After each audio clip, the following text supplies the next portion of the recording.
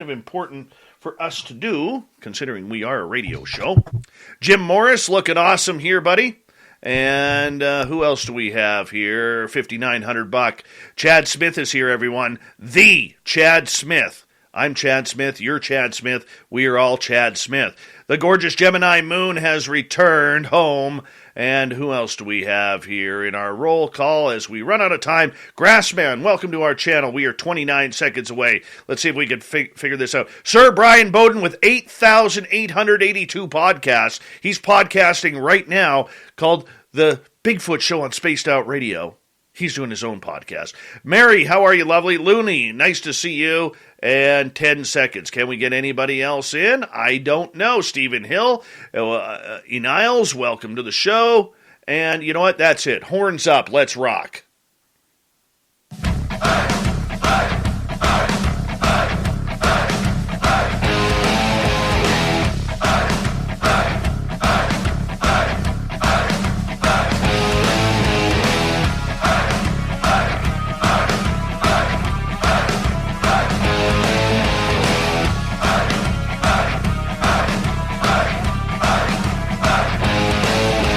From the mountains of central British Columbia to you listening around the world, this, my friends, is Spaced Out Radio. I am your host, Dave Scott, sitting in the captain's chair of SOR headquarters. We welcome you to tonight's show on our terrestrial affiliates around North America, digitally on TalkStream Live, Revolution Radio, and KPNL. All of our archives are free. Go to youtube.com/Spaced Out Radio. Do old Davey the favor, hit that subscribe button. You can follow us on Twitter at Spaced Out Radio, Instagram at Spaced Out Radio Show, and now on TikTok at Spaced Out Radio. Our website is spacedoutradio.com. We have a plethora of features for you.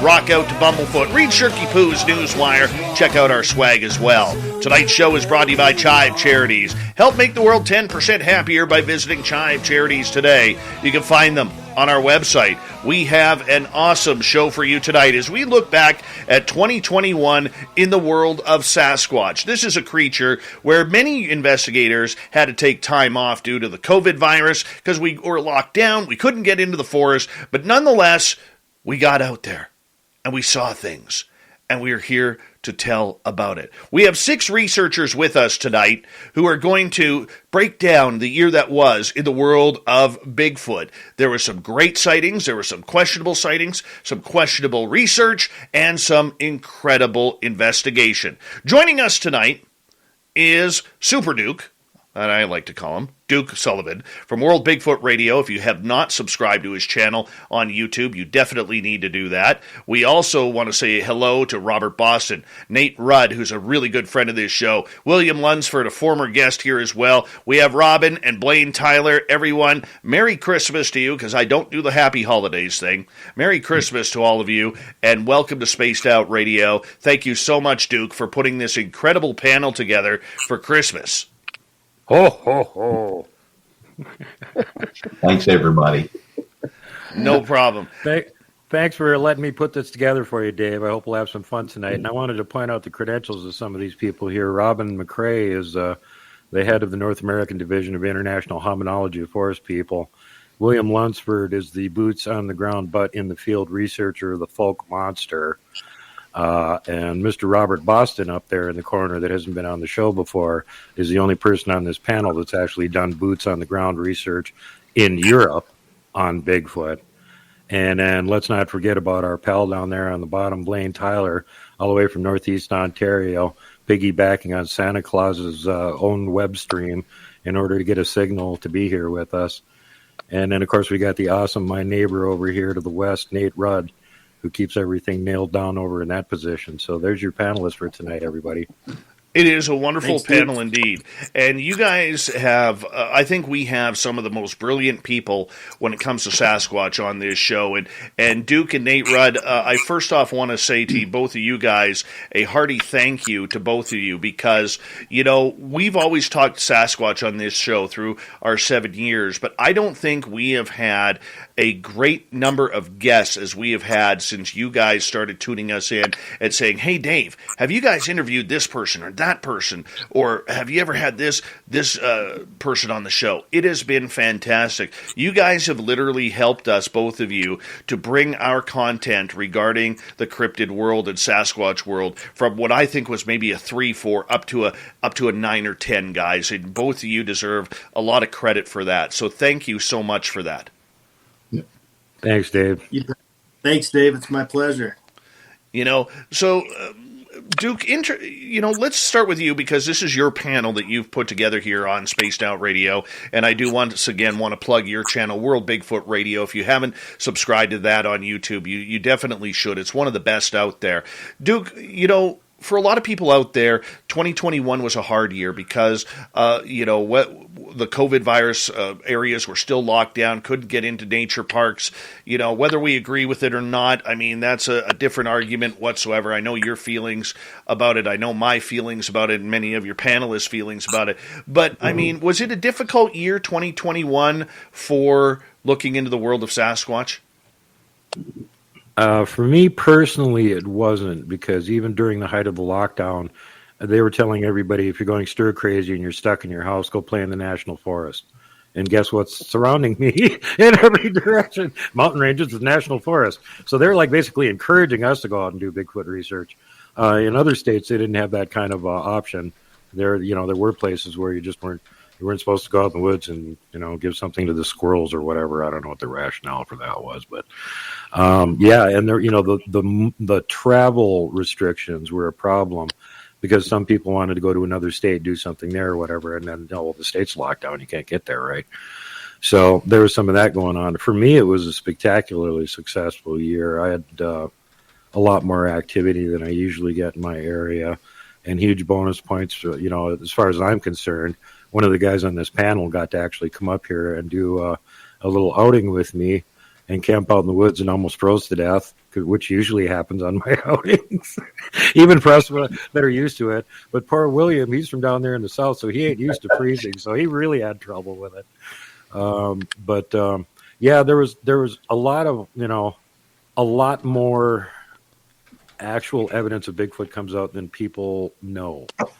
And because a lot of it is being turned up by small researchers on small channels that are not getting any kind of push, and nobody knows about them, so you don't get to see it. And if you're one of the really hardcore researchers, especially on like YouTube and other places on the internet where they're posting this stuff, my God, it's popping up constantly. You get 3 or 4 decent pictures of Bigfoot practically every day that, are like real, not fake ones. So there's a lot more people that are actually out there doing something than what is commonly thought. There's this big filter that stops it from getting from the mainstream media. So unless you're willing to actually get out there and dig for yourself, you're probably not going to find out about it. I think Blayne could talk about that a little bit, because he's actually celebrating 10 years on YouTube right now, and he's had to deal with this for a long time. What's your outlook on that, Blayne?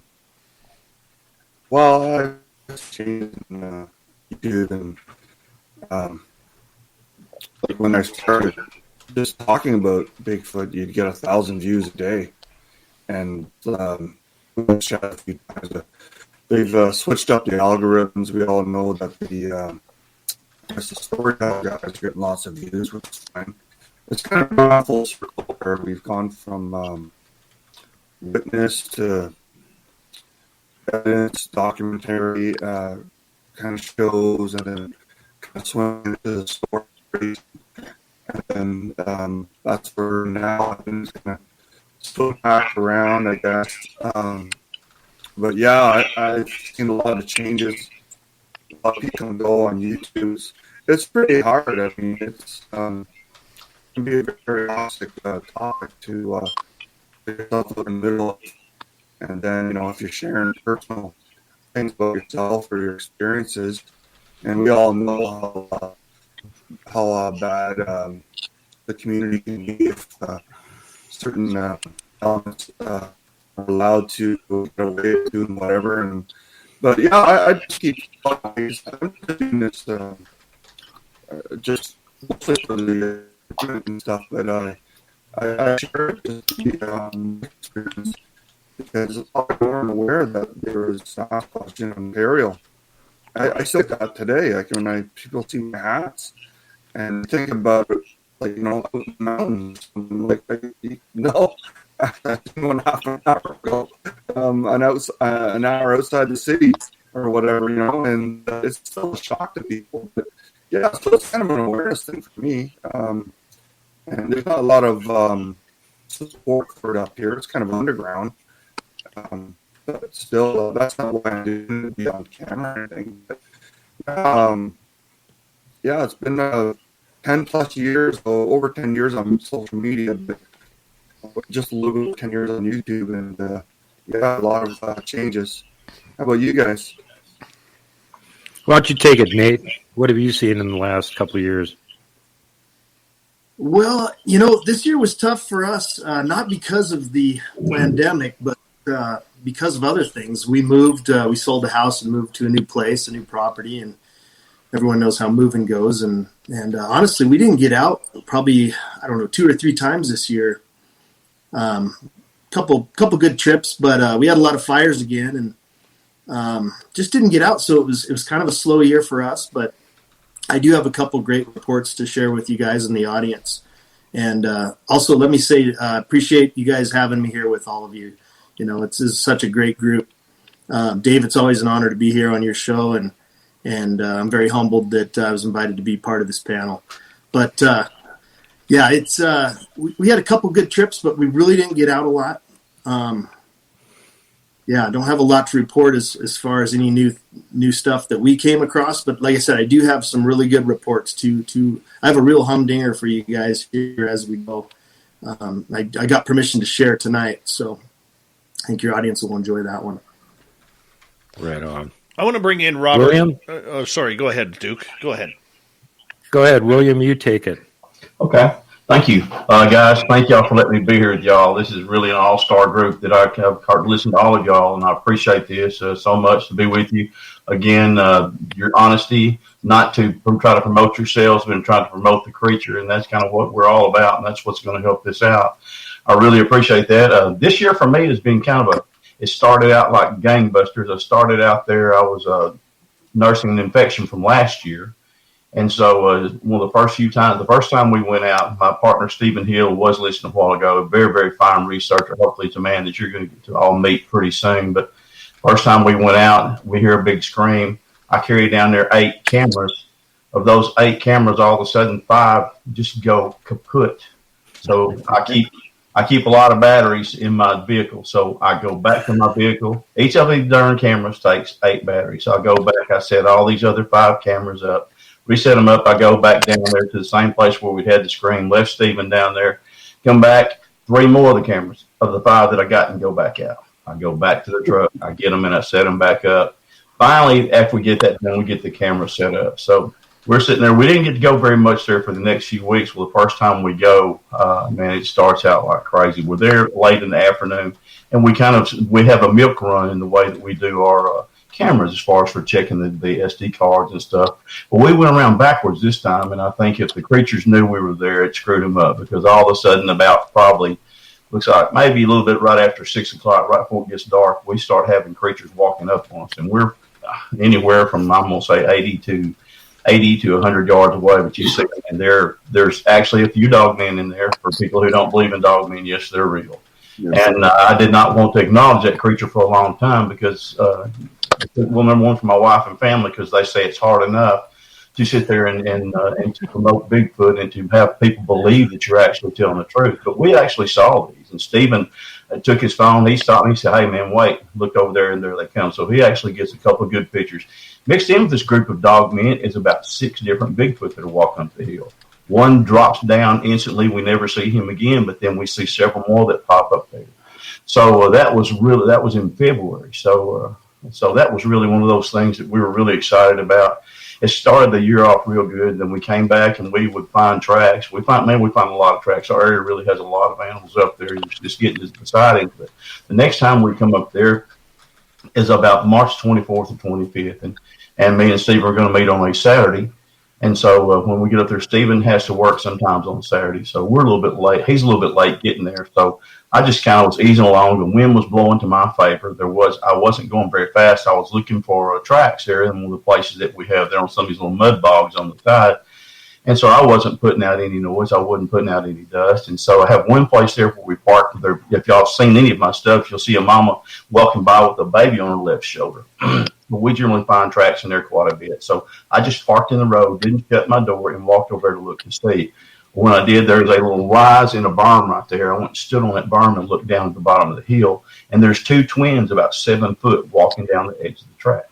So I'm just flipped out. I'm like, oh, my gosh. And I thought, man, I wish Stephen was here. So anyway, I get probably a good 7 to 8 minute viewing of these two twins. I mean, big twins. And they're sitting there interacting with each other. One of them actually takes his hand and kind of pushes the other one. He walks towards the middle of the field a little bit, comes back. They look at each other. They walk towards another tree. Then they come back. So it was really great to see that. So when Stephen gets there, I'm still waiting.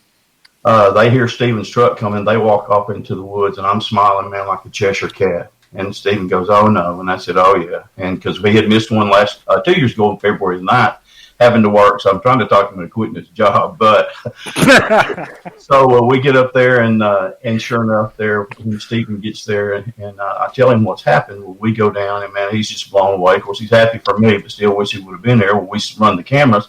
Before we're ever back to our vehicle, I have one camera out there that sends a signal to my phone. This phone starts going off, so I know this is probably the same. At least I'm hoping it's the same Bigfoot that we've got down there. We get to our truck, and I start looking. I can check it over the internet, and sure enough, there's one over there that's eating a Snickers bar. He's down on all fours, and he's looking directly towards the camera to the side. You can see the one hand there, and you can actually see his leg bent like this right here, where he has leg, and you can see the foot, and you can see the foot length on this Bigfoot. He's looking not very big. He's probably about 5 foot, but even then, he has still got some big, big feet. And so we finally get to check we lose the signal. I get to check the signal when we get home, and then we've got the two big twins walking up the hill, and 3 more standing there, another. So that was great. So we thought, man, this is going to just be wonderful. It can't get any better. Well, the next month, Stephen starts going up there. We have a camera set up there on a hill, and we hide them inside the brush piles that we have right there. Other than that, we don't tie him down, but we hide him. All of a sudden, when he walks by, you've got his picture. Well, Stephen calls me. He said, man, your camera's been turned upside down, which they do whenever you get their picture. They get kind of irritated with you. So I said, man, go ahead and set it back up, because Stephen lives close to our area. He's able to check at that time a whole lot more than I am. So for about 4 or 5 days in a row, this thing turns the camera over. The last time, it's torn up. Stephen calls me and said, what do you want to do? I said, just put it up there as a decoy. So we do. I go back, me and him meet the next day. We pick up the camera. The camera's destroyed. All the glass in it is broken where it has the lenses. The plastic case is bitten into. There's probably 100 different teeth marks on there. Oh. The battery case latch is snapped in two. And so we take it home there. Of course, the camera is inoperable. But if you what we do, we put spy cameras on the other cameras. If there's one camera there, you can bet there's another camera watching it. So we take that camera and go home and put the SD card in. And sure enough, we've got one there that's probably about 10 feet tall, just walking up. And there's 3 more in a bush right there next to it. That should be on Duke's show, I think. I'm not sure which one, but I think I sent that to him. So anyway, man, everything is going along good. I go out the 25th of May down here to Texarkana to a place called Mercer Bayou. And Mercer is world famous for Bigfoot sightings. It's actually one place where I've got my start in seeing these creatures down there and around Sulphur River. So I'm down there shooting a video to send to Duke. And whenever I'm there, I'm in the parking lot where I actually had my second sighting, and I'm talking about that sighting. All of a sudden, I hear something knocks at me. So I'm still holding my camera up like this right here, and I'm turning my head, and I'm trying to find this Bigfoot. And I can't see. So anyway, I just kind of cut the video short, come back, and when I do, there's 3 that are running across this green grass that they have just cut. So I'm able to get 3 of the crappiest pictures you've ever seen. But I'm as proud of those pictures as any I've ever seen. I actually had our friend Eric Johnson blow them up a little bit for what he could, and they look pretty good. You can see it's creatures out there. Then all of a sudden, I get to where things get kind of slow. I get kind of down there with an infection again. I finally get to go visit with Duke there in Montana. I'm all excited. We have a great time. He's going to tell you all about that right there. But on the way back, we ended up getting COVID. And so that, and then one of my friends had come down. He didn't get to stay. The whole deal had to go back home from COVID. My wife got COVID. My son got COVID. And so that was kind of crappy the way that went. So I'm just now starting to get back out. I went out on Halloween night and talked to a lady who was having Bigfoot run across our front yard. She invited me to come down. So she's having Bigfoot run across her front yard. She and I go down, and we find a gas line there, just not a very wide gas line, but on that gas line there's several tracks. We find a few tree structures and stuff, not quite as much, but we didn't have much time to look. But she's given me the invite to come to her home at any time. She has just bought a travel trailer that she's parked in front of her yard. So I'm going to try one night to go in there and spend the night in that travel trailer and see if I can't have something come up and just bang on the side. The exciting thing, I have a friend there, a lady from around Shreveport, Louisiana. She just sent me some pictures yesterday, and she has what looks to be a adult Bigfoot in her front yard, but then she also has some tracks right there in a field there that they're doing a track home that they're clearing. So I'm very excited to go check that out, and I'm expecting big things. I haven't got to go out very much yet, but I'm going to get started here at the first of the year. And man, like I said, I'm just really, really excited about it. And like I said, having good partners, again, please let me give my partners credit, the ones that I go out researching with, even including my wife, who helps me a whole lot there. And again, Stephen, Randy Crawford, Shannon Cruz, and my son Reese. I have just a great group of guys that help me out, and like I said, my wife as well. And man, that makes the whole age, and people like y'all who are actually trying to spread information instead of just hide it and think you're going to get the $1 million question. Spread information, show us your videos, see things, and if you can pick up even one tip that helps you have another sighting, and if I can give somebody a tip that helps them have it, then that's the thing that we want to do there. So again, I'm appreciative again to you, Dave, for having me again on your show. I'm appreciative of these people that we've got right here. Love you, man. That I'm, man, you too, brother, that I'm talking, that are right here, and I'm honored to be in this group of people, and the roll call that you made, man, like I said, those are some serious people right there about squatching, and I'm appreciative to get to talk to them too, and thankful for them being here as well. Well, we appreciate you. We got 2.5 minutes before we have to go to break here at the bottom of the hour. Super Duke, you're in control of this one, man. Well, I can fill up that 2.5 minutes, and this is kind of important because it's something William touched on that gets mentioned obliquely in the community occasionally. And everybody that always has a King Kong versus Godzilla mentality thinks this is the coolest thing ever. Dogman versus Bigfoot. If they battled, who would win? Well, the fact is they actually pretty much get along with each other. In areas where there's Sasquatch populations, if the Dogman doesn't get along with them, they're not going to be there. And I also filmed one of the group of Sasquatch this summer. Robert Boston, Bigfoot in Germany, was just doing a breakdown on it for me about a week ago, and he said he got PTSD just from watching it because, I was literally surrounded with Sasquatch, and there was a Dogman in there too.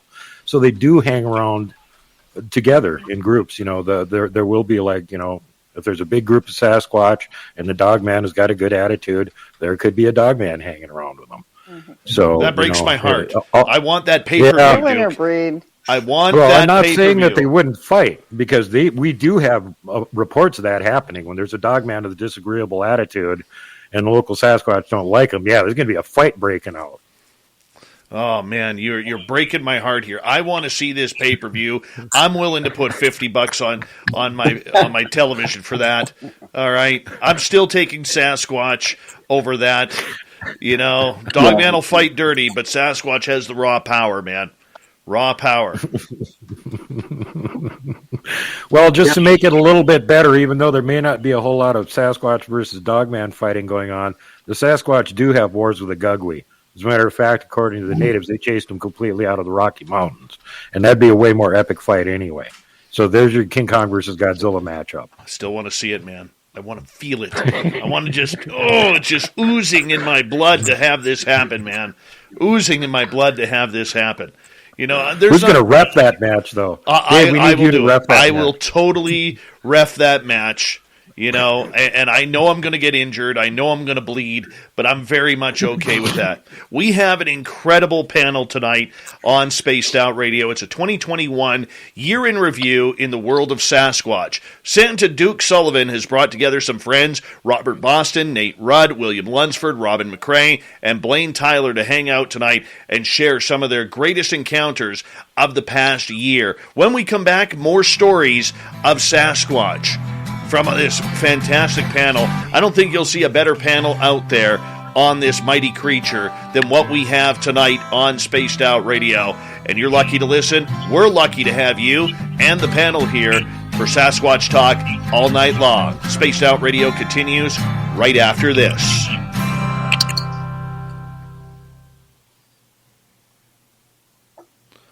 All right, we're clear. Quick sig time for me. Blayne, you guys, I don't know if can anybody hear Blayne very clear? Because he just sounded terrible to me when he was on. Yeah, I'm going to pop out and come back in and see if I can get mine to clear up because it was so staticky. It was like really breaking up. Robin, you sound great. You sound great. Yours is better now. Blayne was breaking bad though, yes. I'm going to pop. Let me go out and come back in to see if I can hear you guys any better. So let me back in. All right. Okay, I'm going to pop out and have a sig. I'll be right back. Yeah. Please let me back. Yeah, that's the audio I got too from you guys. It's all like broken up a little bit. Yeah, I'm going to try it and see if I can seem to get this to... I've tried 2 other devices because something's messing... This has been the last 3 podcasts that I've done. This has happened. So I'm going to pop out and then I'll be back in. You're sounding real good. Yeah, I just can't hear anybody else well. I'll be right back.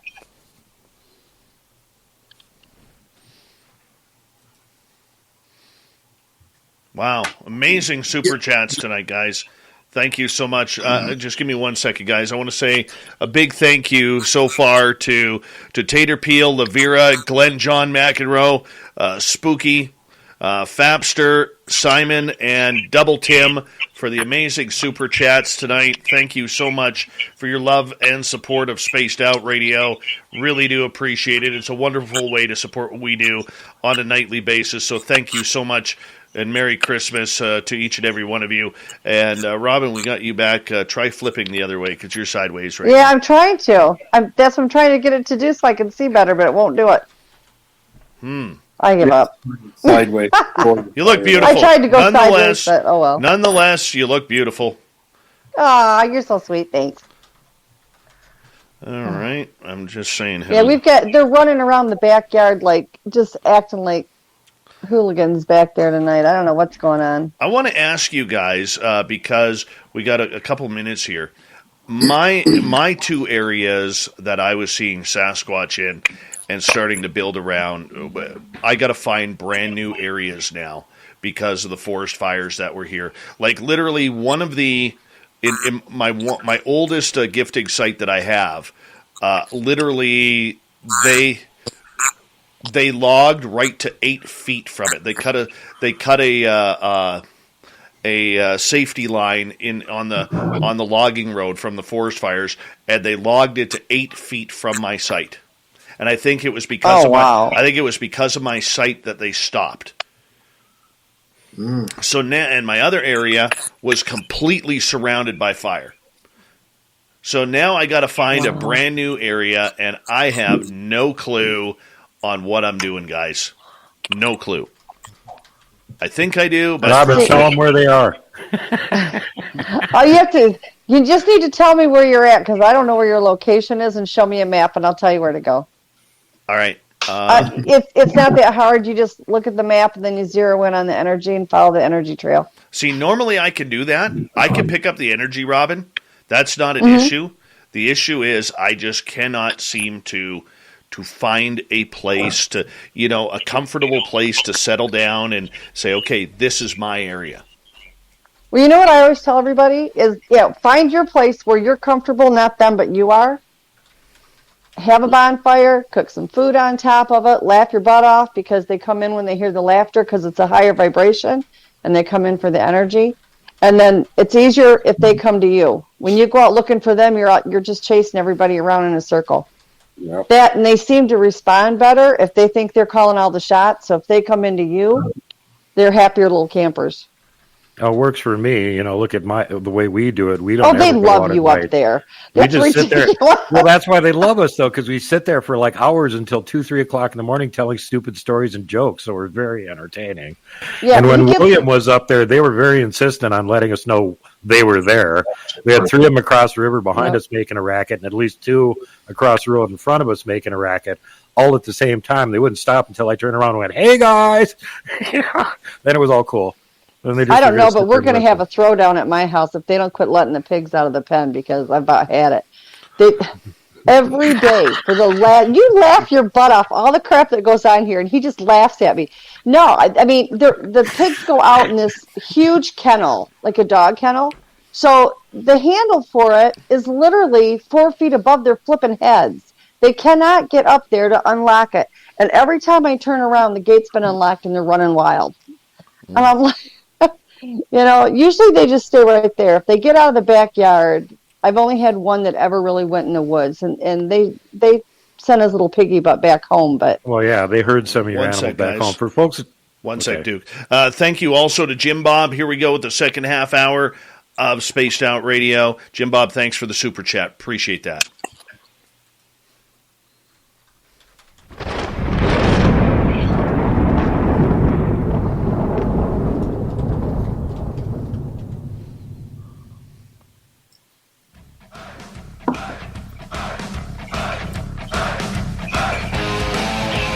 Second half hour of Spaced Out Radio is now underway. My name is Dave Scott. Thank you so much for taking the time to join us. We really do appreciate hanging on out with you, talking Sasquatch all night long. Want to remind you that if you missed portions of this show or others, check out our free archives by going to youtube.com/Spaced Out Radio. Do me the favor, hit that subscribe button. Our website is spacedoutradio.com. We have a plethora of features for you. Rocking out to Bumblefoot, reading Shirky Poo's Newswire. Check out our swag as well. Follow us on Twitter at Spaced Out Radio, Instagram at Spaced Out Radio Show, and now on TikTok at Spaced Out Radio. I'm going to throw a little shot at one of my Bigfoot friends, little Marky Spender, sitting in his hot tub right now, listening to the show, all relaxed, waiting for Sasquatch to come through the trees. I hate to tell him that Sasquatch is in the hot tub right now. It's a bald Sasquatch, but Sasquatch is in the hot tub right now. So, continuing on here. Super Duke, for Duke Sullivan from World Bigfoot Radio, has brought together an impressive panel tonight talking about the legend of Bigfoot. Is it a legend? Is it a real creature? Where does it come from? Where does it go? Where do you come from? Cotton Eye Joe. You remember the 90s song. We all danced to it. Tonight, Duke Sullivan brings in Robert Boston, Nate Rudd, Williams Lunsford, Blayne Tyler, and Robin McCray. And Duke, take it away, man. Thanks, brother. Pleasure to be here. Glad to be able to bring this illustrious panel to you and everyone else out there in Spaced Out Radio land. And let's get next to one of the people, the only person on the panel that hasn't actually been on here before, which is my buddy Robert Boston. And a little backstory on him now. He just survived a couple years of really bad health problems, so he hasn't been out in the field too much recently.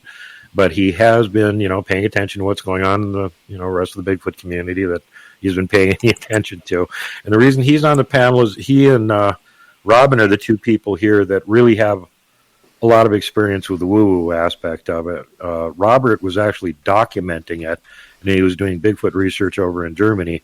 And I recently had him on my show as Bigfoot Flesh and Blood or Paranormal, and of course we decided it's both. And we showed the video and pictures and all the evidence to prove it we're talking about. This isn't just, we seen it do that. No, we got the video. Go look at the show. And the other person on here that knows all about this is Robin, of course, who has psychic abilities and has been mind speaking with him since she was a little girl. And first off, I'd like to start out with, since Robin's been on before, let's go to Mr. Bigfoot in Germany, Robert Boston. What was it like doing the research over there? I know you kind of thought you had hung it up when you moved over to Germany, and then you started seeing tree structures and went, what the hell? There's Bigfoot over here too?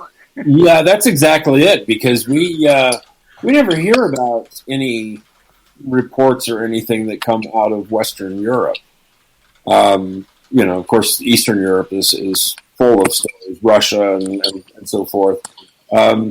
But when I got over there, I literally thought that my Bigfooting days were over. My wife and I was walking through the woods around this little lake, and we sat down to take a break. And I pulled out my phone to do a spacey, and there was a big X structure behind us. And I completely had missed that when we went to sit down on the bench. And I went, whoa! And snapped around and looked, and I'm like, oh my goodness. So I don't know if it's because the gun laws are so extreme over there, or what, but the interactions that you have between Sasquatch and people is a lot calmer than it is over here. nobody's ever shooting at them. It just isn't something that happens. Nobody's out there walking around, packing iron on their hip or anything. Well, they're not even out there walking around like you brought up before. Well, that's true. They're very programmed to stay on the trails. They don't go off the trails and wander around and potentially find tracks or structures or anything. Absolutely. And since I have 4x4, I was the only one that was out there walking in the weeds. But yeah, that's very, very true. They confine themselves to the trails for whatever reason. That's just the way it is. But there's a lot of things out there in the woods besides just Bigfoot and Dogman. And I saw some stuff over there that I just, oh my God. There's still a few things I saw over there that still gives me nightmares. Oh, there's one of the clips we showed on the last show. You were on the Grand Council chamber where you were just trying to line up to get a picture. And here's this alien-looking thing with a robe on standing next to the tree that you notice afterwards and go, what the bleep was that? Yeah, I didn't use the word bleep. Well, mantis-headed alien wearing a gray monk's robe, just leaning up against a tree, probably 25, 30 feet from me. That was quite freaky. That was that was a first for me.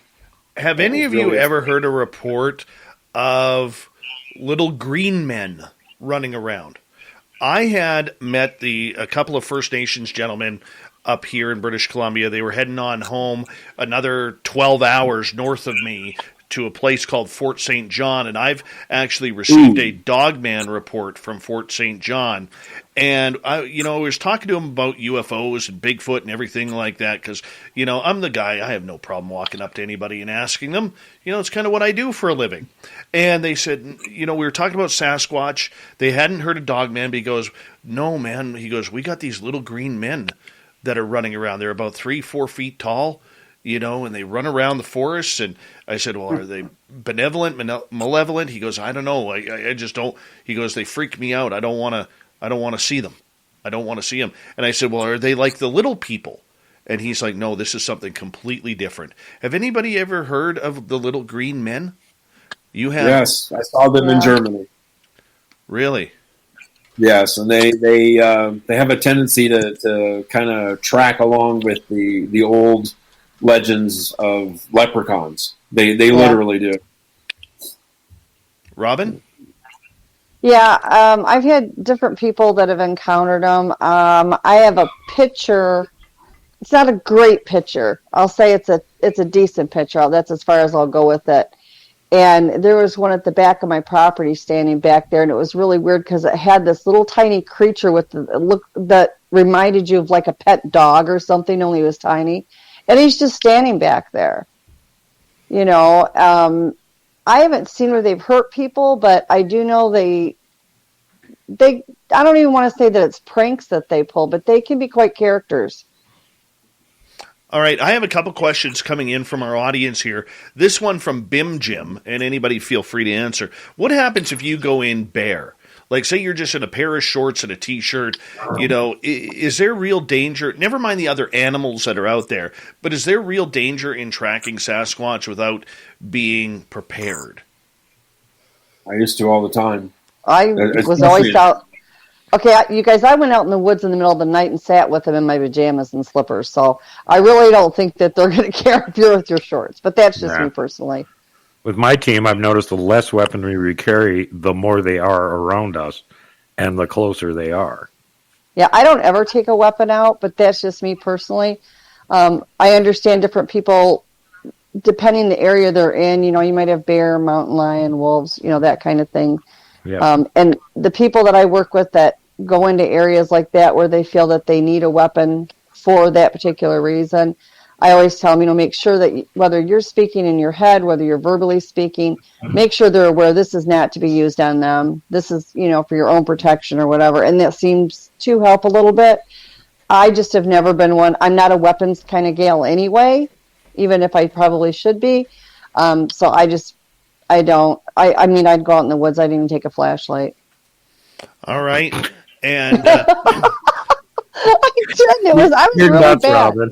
I'm like that girl, okay? Because they would pound on my house every night at 2:00 in the morning until I went out there. I don't recommend doing that, everybody out there. The group that I had, that I was around at that time, I didn't have anybody to go to for answers. It was me, myself, and I, and none of the three of us really knew a whole lot other than what we experienced. And so they would pound on the side of the house until I went out with them. Okay. My kids would come in and be like, Mom, we can't sleep. We've got school the next day. Will you just go out with them? And I'm like, sure, throw me out in the dark with these things while you go back to bed. And I would literally just go out in my pajamas and my slippers, and I'd go out and I'd sit on a log, and they'd be pacing around me, and they'd talk in their language. They'd talk in my language, and, and it was just like party out in the woods. But I just never thought to do it. Like, of course, I'm a lot wiser now than I was then, but hopefully. Yeah, anyway. now you realize that if they're beating on the house and you go out and pay attention to them, they'll keep beating on the house to get come out and pay attention to them. You know what? I've tried not going out there. Now we tap. We do taps at my window, and we tap, tap, tap, tap, tap, tap, tap, tap, tap. And I'm like, I'm going to come out there and break a hairy little finger. Quit tapping. And it will stop for a few minutes and tap, tap, tap, tap, tap. And you'll look at the window and you just see this silhouette. It's like, good Lord. Oh, I hear you. I wake Pat up now. I make him deal with it. I go back to bed. Let's get to Pix's question. And he says, like we know E.T. is real, we know Bigfoot is real. My question is, what is the next agenda, and what should we be pushing folks to understand or work for? Anybody want to take it? It's really, as far as I'm concerned, and again, my opinion, it really depends on how open anybody is, because it can get really deep, like really deep. And in fact, I'm working with a couple people right now on how deep it goes besides Duke. And, if the people really want to go in that deep, then you can get into a lot of agendas out there. If not, and you got to kind of sugarcoat it, that makes it easier. This stuff can go all the way and start easy where the Bigfoot just want to be recognized for what they actually are and not these big monsters that people think they are, to a government agenda. Yeah, it can be quite consuming. Exactly. Yeah. Is there a government agenda on this creature, William Lunsford? Yes, I believe there is. It's you can't hardly get anybody on the record to say that Bigfoot is real, but then when you get them off to the side, some of them will acknowledge that they've seen some things they couldn't understand. They'll acknowledge that they've had people tell them things and about these creatures and everything like that. But I truly believe there is, because there's been too many sightings of credible people that go to, and too many things where all of a sudden it's all being denied, it's all being covered up, and then pretty soon somebody's going to get hurt by one of these creatures, whether it's a gugway or one that's actually has been irritated by somebody who's carrying around the pistol trying to shoot at them, and then it's going to be a bad scenario. So I think I have a friend who actually he lived down real close to Fort Polk, Louisiana. They knocked on his door one night, and they said, "Are you experiencing anything strange around here?" Whoa. And he goes, "Well, like what?" And they said, "Well, just anything strange." He said, "You mean like these Bigfoot around here?" And they said, "Well," and they would not answer. And he said, "Well, I'm not going to tell you whether I am or not." He said, "If you ain't got enough courtesy to tell me the truth about what you're doing." He said, "No, I'm not going to answer your question." So they gave him a card. Said, "Well, if you do start experiencing something like this, would you please contact us?" He goes, "No, I won't." He said, "I'll tell you that right now." Well, anyway, they left kind of upset with him, and then he was just as upset as what they were. But then about 2 nights later, then he gets the Apache helicopters flying across his land, and then he starts hearing the ARs going off and everything else like that. And he said, "Man," he said, "I know they were hunting Bigfoot." And so I lived for years with the helicopters over my house. I couldn't go out in the woods where they didn't track me over the woods. I had a friend of mine with me, and it was relentless. It was like it was ridiculous. I have sent daggum videos to Duke here within the last 2 years here. And man, send him plenty of time, everything to get there. And I'm not the most computer literate person in the world. I'm not saying I am. But I've sent them, and then Duke says, "Where's your videos?" I said, "Duke, I sent those 4 days ago." And all of a sudden, they're not there. Not only are they not there for Duke, but they're gone from my phone as well. I don't know how they do it. I'm not computer, but they're gone. And I had one do like that just last week, as a matter of fact. And so that's the only thing. Either somebody has hacked me, which I can't believe that many people have that interest in Bigfoot. They want to hack you rather than learn more. But I believe it's somebody that has got me hacked into things that's coming across. Just like last year, Dave, you remember all of a sudden all three of those internets went down at 12:30 that night? How in the world did that happen? You know, I mean, I don't understand that. It had to be, if it wasn't somebody on that, not being a conspiracy theorist, but if it wasn't somebody with the government, it's one of the freakiest things I've ever seen to happen coincidentally at the same time. But I do believe there's government interference in it, just like there is in UFOs and everything else like that. So the more they can control us, the happier they are. And then I'm just, I'd rather deal with the Sasquatch. At least the Sasquatch is an honest creature. You know, you go out there with him. I mean, like I said, Sasquatch do what they're going to do. When you find somebody, or Bigfoot, whatever you want to call them, whenever you find somebody says, well, they always do this and they always do that. Well, you know, they don't know anything at all about Bigfoot or Sasquatch. And Bigfoot does what it wants to do. I've seen them come. I've got reports of them coming up in people's yard. Oh, they're just so secretive. They never do. No, most of the time they may be, but they're going to do what they want to do. They're being. I mean, they're that. We the group that we have. Me and Steven stay out there, and we've been on this group for about 4 years. And they're pretty well as far as for Paranormal, as far as it goes. We know how they're going to act. They've never gotten aggressive with us, but every now and then we kind of get a curveball thrown to us. So I think that right there, that kind of thing that you get when somebody has one of those curveballs that's meant for somebody else and they report it. There was down here not too long ago in Texarkana, probably about 3 weeks ago. Creature attacks man here on Sulphur River bottoms, and that's all you hear about it. At first, it was just a creature, then all of a sudden an unknown animal, and then they getting on there. Well, there is a lot of hog tracks down here, and there is bear tracks. Yes, there is. We've got all kinds of crazy animals, but that's all you hear. There hasn't been a follow-up story. I can't wait to get to one of the game wardens. I have a friend who's a game warden who I think will tell me the truth, and I can't wait to get to talk to him because I'm going to find out the backstory on that right there. So I'll be glad to hear that when I do. That's a great question, and let me help Dave by expanding that to other countries besides the U.S., specifically Germany, where they already admitted that Sasquatch is a real thing back in the late 60s. But what kind of resistance do you get over there trying to do Bigfoot research? Are the Forest Meisters going to talk to you about it?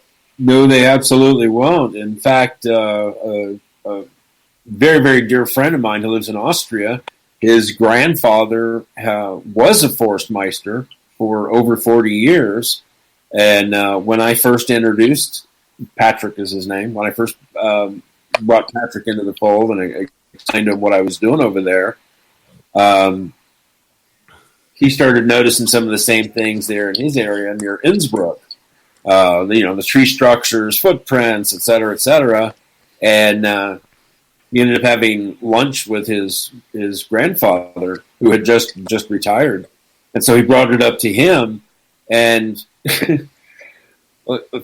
well, supposedly the tree structures are made by Boy Scouts. How many people here have heard that excuse before? Mm-hmm. They use the same one over there. When he finally told them that he had found tracks and that he had seen one of the creatures, they were actually on their way back to their house from the restaurant. His grandfather literally shut up talking for over 40 minutes in the car, just like wouldn't say a word. It's just, I mean, that had to be the most uncomfortable car ride in existence. God, I can imagine. But you go from, there are so many towns and businesses and everything else over there that are named after them. And the government has officially gone out not only to admit that they are real, but also to give them like endangered species protection. And yet they won't. They just won't talk about it. And I don't personally understand that, but yeah, we need some whistleblowers to come forward, some insiders from like the Department of the Interior or the Forest Service, but it's going to have to be someone that's retired because they do threaten these guys about talking about retirement. Yeah, we actually ran into a Forest Service guy. It was on a trip a couple of years ago. My son Corey popped the question. It was kind of funny out of the blue, kind of surprised me, but he just came out and asked this Forest Service guy if he'd ever seen a Bigfoot, and his eyes kind of got big, and he said, well, as a matter of fact, I didn't see it, but my partner did, and I was right in the seat next to him in the car. And he proceeded to tell us the story of they were going down this gated road where it was a locked gate, so they only had access to it, doing whatever they do back there. And all of a sudden, the guy that was driving the car was the guy that saw it, hit the brakes real hard, and this guy Corey was talking to. And by the way, he said he never told the story till the guy retired, because his partner said, you better not ever tell anybody about this, because he was worried about it. And basically this guy saw one cross the little road right in front of him real quick and go into the bush to the left. And by the time the other guy was doing paperwork in the other seat, and he looked up, and it was already, he could see the bushes moving, but it was out of sight. But it was kind of cool to actually hear that story from, this Forest Service guy was actually willing to talk about it. Think about the Paul Freeman story, all the stuff that Paul Freeman went through. He was a Forest Service guy and working there, and he started talking, and they harassed him until he finally, everything he said, they discounted or wouldn't let him tell. He finally couldn't bring everything to light until after he retired. But go ahead. I'm sorry. Have you guys, I know I've experienced this. I'm just curious about you guys. Have you experienced it yet where they have government personnel, they intricate themselves into your life, and then you find out later on, they try to be your buddy, be your friend or whatever, and then you find out that it's government? I mean, I've actually had that happen to me. That's why I'm being serious. It was ridiculous.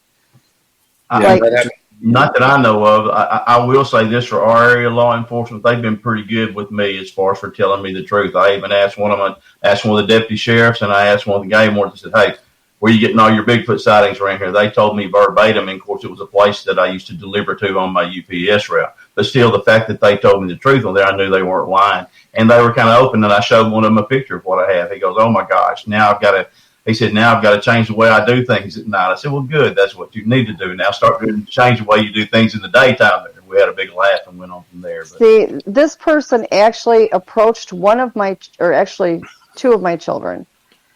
And we lived probably 3 miles outside of town. And my kids had wanted to, after school, just walk into the party store in town, and I was going to go pick them up. They're walking down the road, and this person had a house right in town.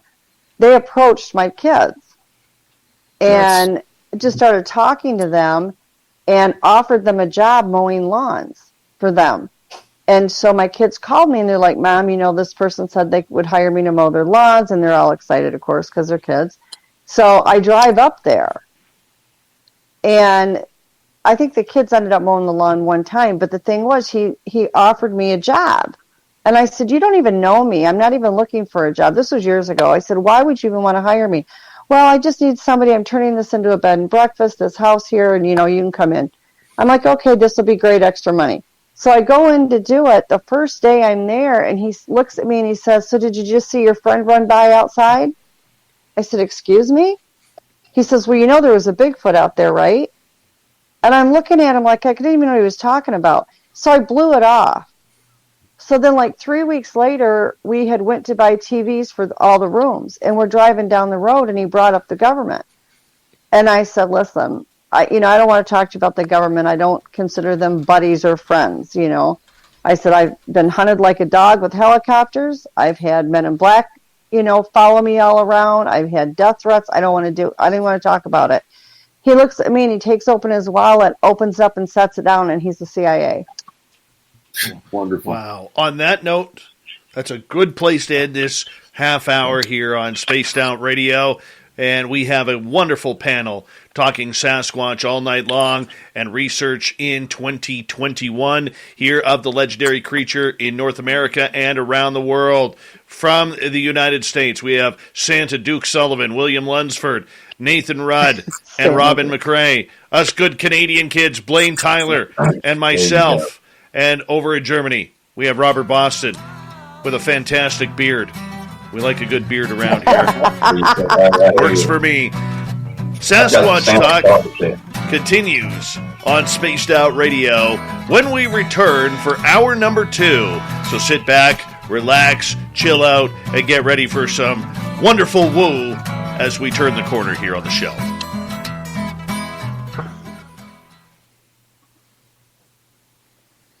And we're clear. Sweet. Can we hear? Can we get Blayne to chime in on this same issue in Canada? Have you got? Can we hear you, Blayne? Or Yeah, I was just wondering how my audio was. I messed up the show with No, that's the audio. But can you? I mean, your audio is kind of from you guys. It's broken up coming my way. So if it's my audio, then it's got to be an internet thing. Yeah, it's got to be because you sound like an underwater robot. Yeah, it's an internet thing on your part. All sound like. Really? I'm trying to add a lot of support, nodding my head, drinking my coffee. You look good. You look good. Yeah, I've had actually, I guess because it's kind of underground here, I actually get tips from the police, like sightings. It's usually on a reservation or something. But I don't get, you don't get, I guess, harassed like maybe in the States. I've had guys buzz me and stuff like that. Right back. It's like a guy with his own private helicopter.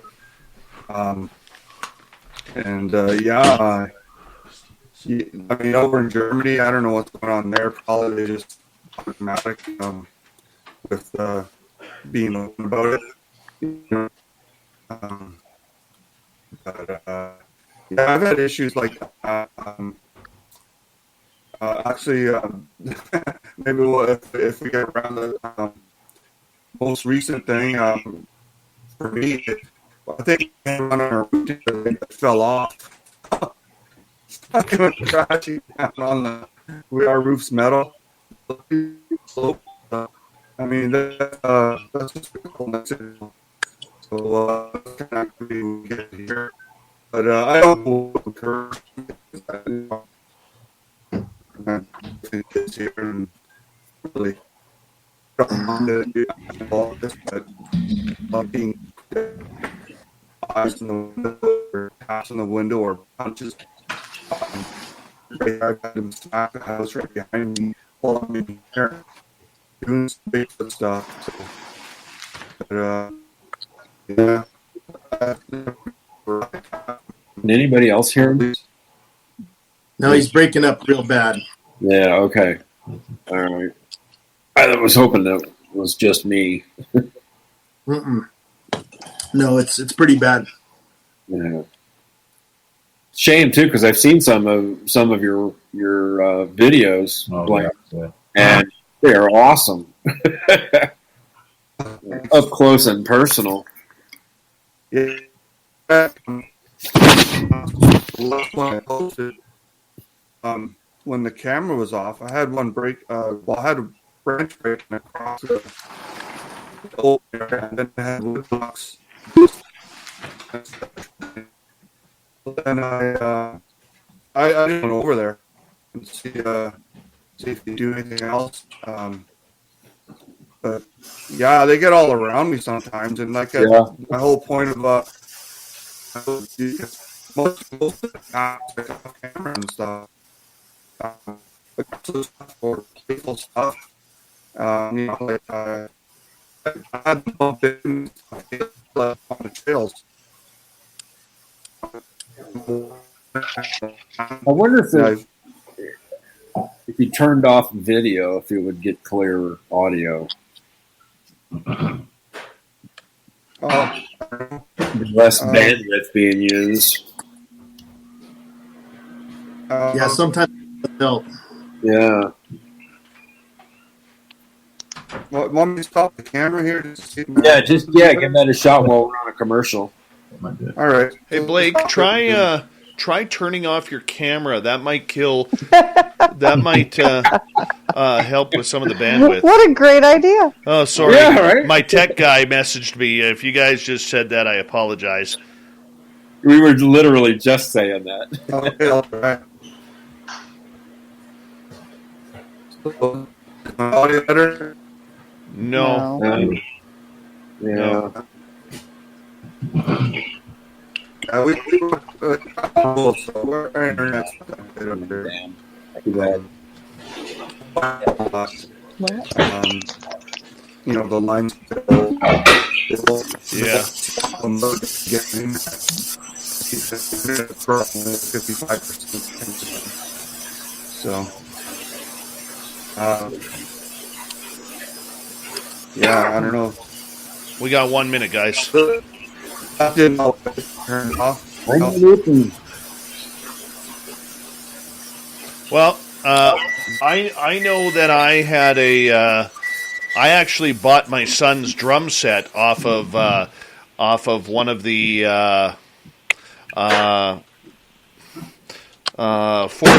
forestry officers here, and I asked him point blank about Sasquatch, and he hasn't seen anything, so he says, but we're good friends now. And my neighbor across the street from me here, he's also a forestry officer, and he keeps his eyes open for me as well.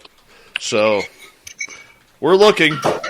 We are looking. We got about 30 seconds, guys. I'm just going to say a quick thank you to Tater ×2, Lavira, Glenn, Spooky, Fab, Simon, Tim, Jim, Bob, Gary, Willie, Hicks, Jeffrey, and Chad for the amazing super chats. It's a wonderful Merry Christmas from all of you guys to Spaced Out Radio. Thank you so much for the love and support. Really do appreciate it. The super chat is a great way to support what we do. Here we go with hour number 2, everyone. And here we go. You're listening to Spaced Out Radio with Dave Scott. Follow Dave on Twitter at Spaced Out Radio and on Facebook, Spaced Out Radio Show. Here we go with hour number 2 of Spaced Out Radio tonight. My name is Dave Scott. Thank you so much for taking the time to join us. We really do appreciate earning your listening ears wherever you are on this beautiful planet we call Earth. Hello to everyone listening in on our terrestrial affiliates around North America, digitally on TalkStream Live, Revolution Radio, and KPNL. All of our archives are free. Go to youtube.com/Spaced Out Radio. Just do me the favor, hit that subscribe button. The Desert Clam has set the password for tonight in the SOR Space Travelers Club. Ignivomus. Ignivomus is your password. Use it wisely, space travelers, as the Clam sets a password each and every night right here on Spaced Out Radio. Our website is spacedoutradio.com. We have a plethora of features for you, including rocking out to Bumblefoot, reading Shirky Poo's Newswire. Check out our swag as well. Follow us on Twitter at Spaced Out Radio, Instagram at Spaced Out Radio Show, and now on TikTok at Spaced Out Radio. 2021, a year of the Sasquatch. We are breaking it all down as we got a great panel set up by Duke Sullivan from World Bigfoot Radio on YouTube. Make sure you hit subscribe on his channel if you're on YouTube cruising around. Really, really good information we got there. Our panel tonight, Robin McCray, William Lunsford, Blayne Tyler, Nate Rudd, and Robert Boston. And I want to say thank you so much for participating in this show tonight, everyone. Thanks, Dave. Thanks for having us. Yeah, thanks for having us here. It's an honor. Absolutely. Go ahead, Robin. Oh, I just wanted to say, first of all, before I get sidetracked again, I wish all you guys a Merry Christmas. I really do. And it is really an honor. I respect you guys so much for the work that you do and what you guys bring to the table. Like, it's going to take everybody together to even somewhat learn about these things. So I just wanted to put that out there. Merry Christmas. Thanks, Robin. Thank you. Well, we definitely say Merry Christmas back to you. 2021, everyone, was, a very hard year for a lot of people and investigators because, as we said earlier, because of what's going on in the world. But for a number of people, they were able to get a few more sightings. The forests weren't as jam-packed, not as many hunters around, not as many campers around, people really getting out into the areas where they've always wanted to get. Super Duke, this is your show tonight. You've put this together. Did you notice a lot more frequent sightings in certain areas that maybe weren't as busy with Sasquatch activity as previous? Well, that's a good question. Well, locally here in Montana, there didn't seem to be any shortage of sightings, and I'm not sure exactly what to attribute that to. even during the height of the lockdown and stuff, we had actually probably more locals in the woods than we usually do. So this has been going, for 2 years now. Yeah, and that's a tough one. I'd say there's probably been, there's been an uptick in sightings, but it's hard to say that correlates to the other situation going on there. There's just been a general uptick in sightings, and I think most of you guys could agree pretty much everywhere that people are doing Bigfoot researchers over the last 10, 12, 15 years. There's just more activity. There's more of them around. Maybe they're getting closer to us, whatever. There's certain of us that they trust enough to get close to. I don't know. But, I've noticed a general uptick in activity even during the whole lockdown thing. And part of it could be because, that was going on in certain states. There was nobody in the woods. And, they're pretty observant, and it wouldn't take them very long to figure that out. Hey, where are all the humans that are usually wandering around? We're running the show now. Yay, no humans to spot us. We can get all kinds of sloppy for a while. Well, the reason why, the reason why I asked that is I live in a forested community, okay? And when we were first locked down, what we noticed was all of a sudden the amount of wild animal activity in our area. And it just wasn't us. It was our neighbors. It was everybody noticing. So, I mean, look, it's different. Like my area had some major fires during the summer. That's obviously going to spur activity to move them out of a different area. But, let's start with forest fires here, because forest fires are a big mover and shaker to the environment. And Nate, I know you battled some forest fires, not you personally, but your area battled some forest fires down there. What do we see happening with forest fires when it comes to this creature? What happens? What's our theories? That's a good question, Dave. I know these things can cover a lot of ground really fast, and I don't think they have any trouble outrunning a fire. It obviously displaces a lot of animals, and it would also do the same for Sasquatch. They just they can cover ground so fast. So, I think they can get away from them for the most part. But I'm sure if they have an area burn like where you're talking about up where you're at, Dave, I mean, they may leave the area and move on. If everything's burnt, they've still got to hunt for food and do all the things that they do. So, I think it greatly affects them, and it affects us. Like I said earlier, we have this great spot in the North Fork of the Clearwater over past where Duke is there, and or actually before, closer to my side, but it's just a great area. We take a trip there every year, but there was a big fire up there at Fish Lake, and we just couldn't get up there. It was too smoky. It was too close, too dangerous. Really hard to get in there, and only a couple ways in and out. So you can't risk that getting caught in there. And you don't have cell service, and so it can be real dangerous. But as far as the Sasquatch go, I think it greatly affects them. Anybody else want to weigh in on forest fires? I think we can probably go back and look on Mount St. Helens back when it erupted and look how the way it affected the creatures coming down right there. I think the big burns like that and the forest fires, I think that's going to displace the animals. To the point that, like I said, their only worry is getting blocked in like people. You don't know necessarily what roads are going to be blocked in for them and everything else, or what escape trails. And Stephen and I had a situation down here pretty close to like what y'all had. They came in, and Dave, and they bush hogged, and then they bulldozed, and actually on the same area we were on. I firmly believe with all my heart, and I'm telling you the truth, that we would have had video of a Sasquatch by now had they not done that. And so they pushed everything back up. They messed it up. Then they did the control burn to kind of burn off all the extra scrub and stuff like that. And it was probably a month or so before, and we were getting nothing. And finally, I told Stephen, I said, I'm fixing to go in there and rebuild that to make it look like it did before we started getting those fires. So sure enough, we went in there one day, and man, I worked my butt off trying to get those logs and stuff and get the trail set up just right. It was within a week we were getting activity again like we did before. Now, whether or not it was our return that made them come back out, I don't know that right there, but I know it did affect them for that 1 month there for sure. But the good thing about a forest fire, when it gets through, the earth is kind of, we hear about scorched earth, but after that, everything kind of starts to regrow, so your creatures start coming back out. So hopefully with your area, you'll have a chance there to where the creatures come back and start spending more time in there. But I firmly do. I believe these fires, when they we have a lot of controlled burns around here because a lot of this is government land, and in the controlled burns, we don't get nearly as many sighting reports. It's just what we do otherwise. But also one thing I find that a lot of these structures that I find that these Bigfoot build around here, at least one of the logs that they will use will be a burn log. So it's a real strange enigma as far as that goes. I don't understand it, but I think it's something that in the long run can benefit them. But man, I'm afraid of fire. That's one way of all the ways to die. I've nearly drowned before. That wasn't cool. I used to tell people if I died fishing, I died happy. That's a bunch of bull. In the same way, I do not want to burn up. That would be probably one of my greatest fears too, I imagine. So how would it affect those creatures? They're intelligent creatures. They know what fire is all about. So.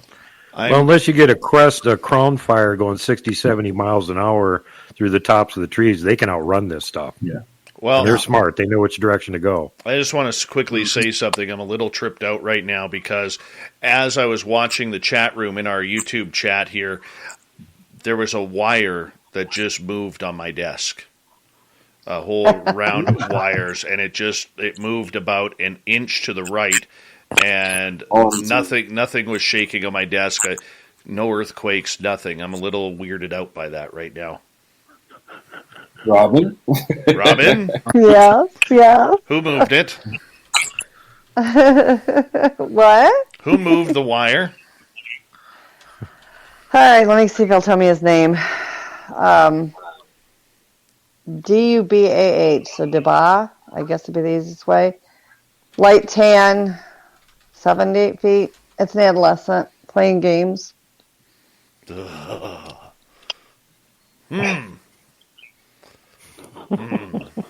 was weird. Not alone, that's the first weird thing that's happened in my house in months.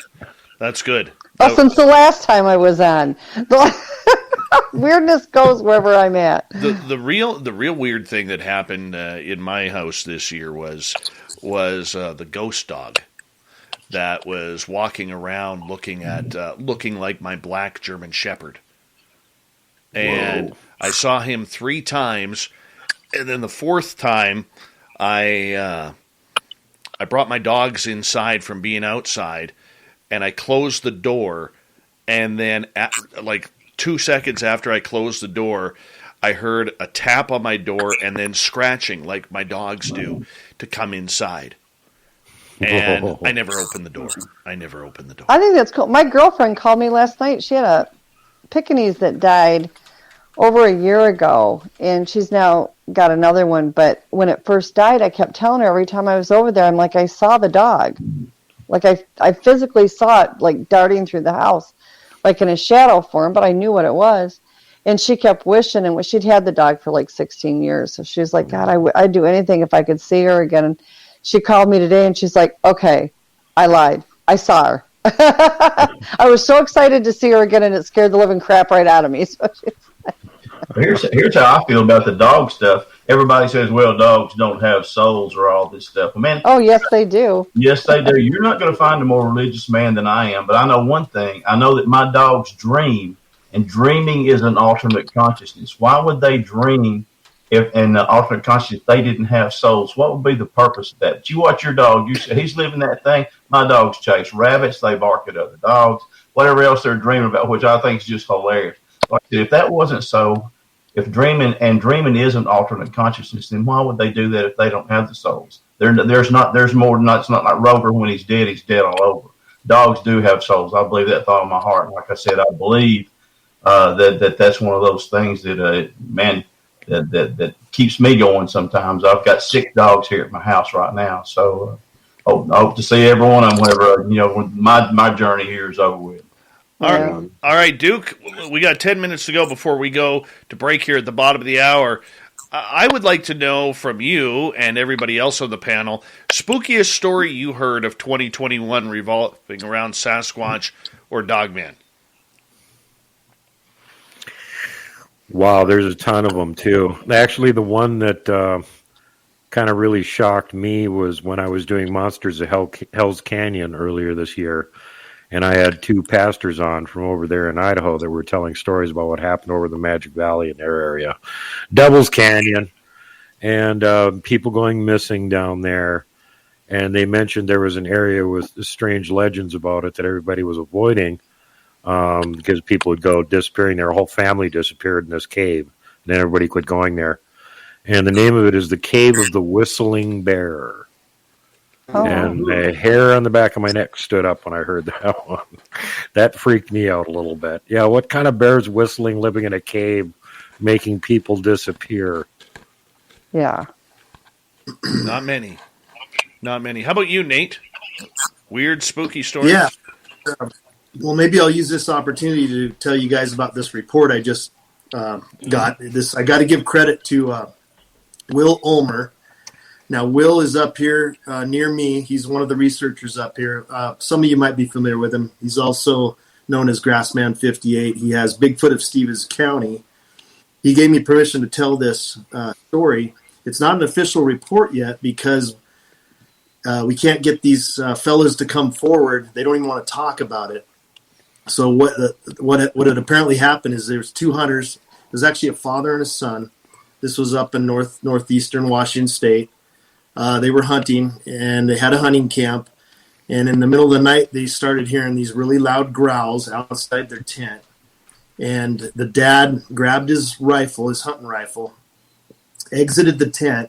And when he got outside the tent, this thing was standing, some distance from him, but fairly close. And he shot it. It's a little disturbing, but he shot the thing, and it screamed and crashed off. And there was blood on the tree where it was standing, right behind it. Basically, we got this info from a friend of theirs that came forward and contacted Will. And Will's been trying to get a hold of these guys. They don't want to talk about it. They don't want to come forward. And that's kind of part of the problem we have a lot of times with these things. Now, this one's a pretty extreme report, obviously, but I can kind of understand why these guys might not want to come forward, maybe with the authorities and everything. I mean, who knows? But, yeah, that's the story. So there was one shot up here, and this was just last month in November this happened. And, I know Will's following up on it. He's going to try to get more information. Pretty disturbing report, but these guys, the lady that came forward, believable, seems real credible. So, we think it's a real deal. And the fact that these guys do not want to talk about it, they're scared. I mean, I can't imagine what they're going through, but that kind of adds more credibility. Really makes me kind of believe it even more. Mm-hmm. So, yeah, that's a real recent one. That's true. Yeah. I can see where I would hate to ever be in that position to where you'd have to shoot one. For me, it would have to be my life's in danger. But this guy was with his son, so I could see where this man, kind of went into dad mode and is protecting his son. Oh, and yeah. I've been in that position where you're hearing growls outside your tent, and it isn't fun. And I can tell you that, I would do the same thing to protect my son, So, were there any blood samples taken from that blood? No, that's the thing, Dave. These guys were hunters. They're not Bigfooters, obviously. So, that probably was the last thing they'd ever think about. And by the time, I'm not even sure if Will was able to find the exact location. But like I said, he did give me permission to share this. Maybe these guys will eventually come forward and we can get an actual report out of this. That's what we're hopeful for. But at this time, these guys aren't talking. They don't want to talk about it. So that's kind of where it's at, unfortunately. Sounds like they were probably not expecting or maybe had never. No, I don't think they'd ever experienced anything like this. And, all of us being in this for years, I mean, I think it would be definitely a lot different for us. But, yeah, these guys, I mean, I can't – if you're not aware of Sasquatch and you're a hunter out there and this happens to you, something this intense. That's what got me into this. It breaks your brain when you see something like that. Yeah. So I'm sure – and I don't know how old the guy's son was, if he was a teenager, if he was just a younger guy or what, but we'll see what happens. I think Will's going to, still try to follow up on it. And I want to thank Will for giving me permission to share that on the show here. Yeah, definitely. Yeah. One guy I'd like to bring up that consistently does great research and has been doing so for many years, and Kelly Shaw, Rocky Mountain Sasquatch Organization.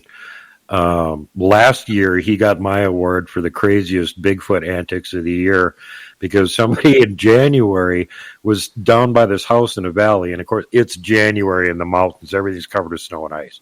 And they're filming this mountaintop, and they get this huge Sasquatch walking across the top of it. Within 24 hours, Kelly figured out just from looking at the video where exactly that was. And him and his team were there the very next day with Derek down on the ground in the same position, filming the spot, going, yeah, okay, that's it. And Kelly going, well, I'm going to climb up and look for tracks. And he's filming himself going up this ice chute. And you're like, dude, I wouldn't do that if I had an ice axe and crampons. Are you insane? You're trying to film yourself doing this too yet, And he makes it right up to the top, and he's like, oh, look, there's Sasquatch tracks here. He finds them right away. Kelly's good. Comparison shot for him in the same place. I got to give that guy credit for it. It's just like relentless. If it's anywhere near where he is, he'll be there like instantly trying to document it. And what I got to give him credit for this year is when I was up in September, and I haven't released this expedition yet, and I had William and Eric, who now says that Dave Show is his number 2 favorite show with. And while we were there, and William could back me up on this, we kept hearing this weird sound all the time. And we couldn't figure out what it was. Even with all the Bigfoot experience me and William have had, neither one of us have heard this before. And it wasn't until we went down the pass about, 8 miles and got down there and the sound had followed us. And we went, okay, that's like not, trees rubbing in the wind or whatever this is. It's now on the opposite side of the river, 8 miles away, calling to us. And they kept it up the whole time. Well, Eric managed to actually get a recording of it. And as soon as he got back, he got on the internet and started looking to see if he could find a match for it. And sure enough, the very first day, Silver Creek Sasquatch, Kelly Shaw, Rocky Mountain Sasquatch.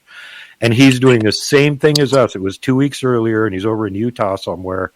And he's going, oh, this is Kelly Shaw, Rocky Mountain Sasquatch. We're getting this weird vocalization, and we're going to try and catch it on the microphone. And it was the exact same thing that we had recorded. And again, same weird reaction. Look at how long he's been doing this, listening to these audio recordings and trying to catch them. And he's getting the same weird vocalization over there 2 weeks earlier than we're getting over here in Montana 2 weeks later at our research area. That happened to me this summer when Patrick and I went up on the mountain across the way from us. Stopped off at one of these old mining areas, and as soon as we got out of the truck, I started hearing this.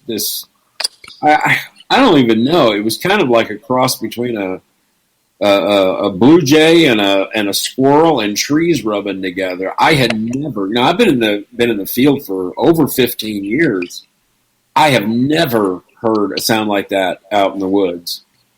And the entire time that we were there, which was about an hour and a half at this old mining mill site, it was constant. What the heck is this weird sound? We got back in the truck and went further up the hill, and we had only gotten maybe 100 yards. And Patrick goes, "Oh my God, it's a Sasquatch!" And I had turned around, and sure enough, and where we saw it from where we had parked the truck was probably, I don't know, 50 yards tops. So maybe. Wow. But it's interesting. There's quite a few folks getting these sounds that we've never heard before in the woods, like ever. Yeah, it's especially weird when you got people that have been doing this for decades and have been around them for decades, listening to the weird sounds they make, and all of a sudden they're making this other weird sound that none of us has heard before.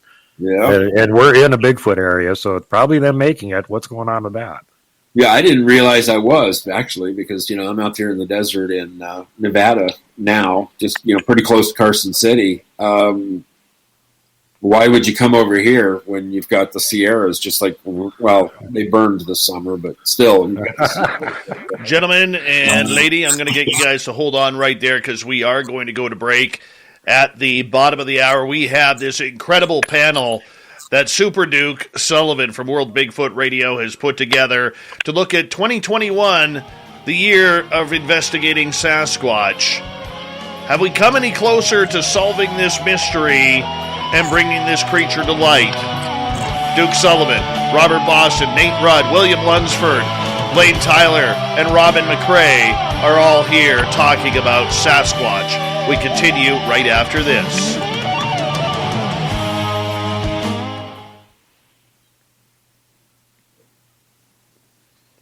Awesome show so far, guys. Awesome Dave. show. Yes.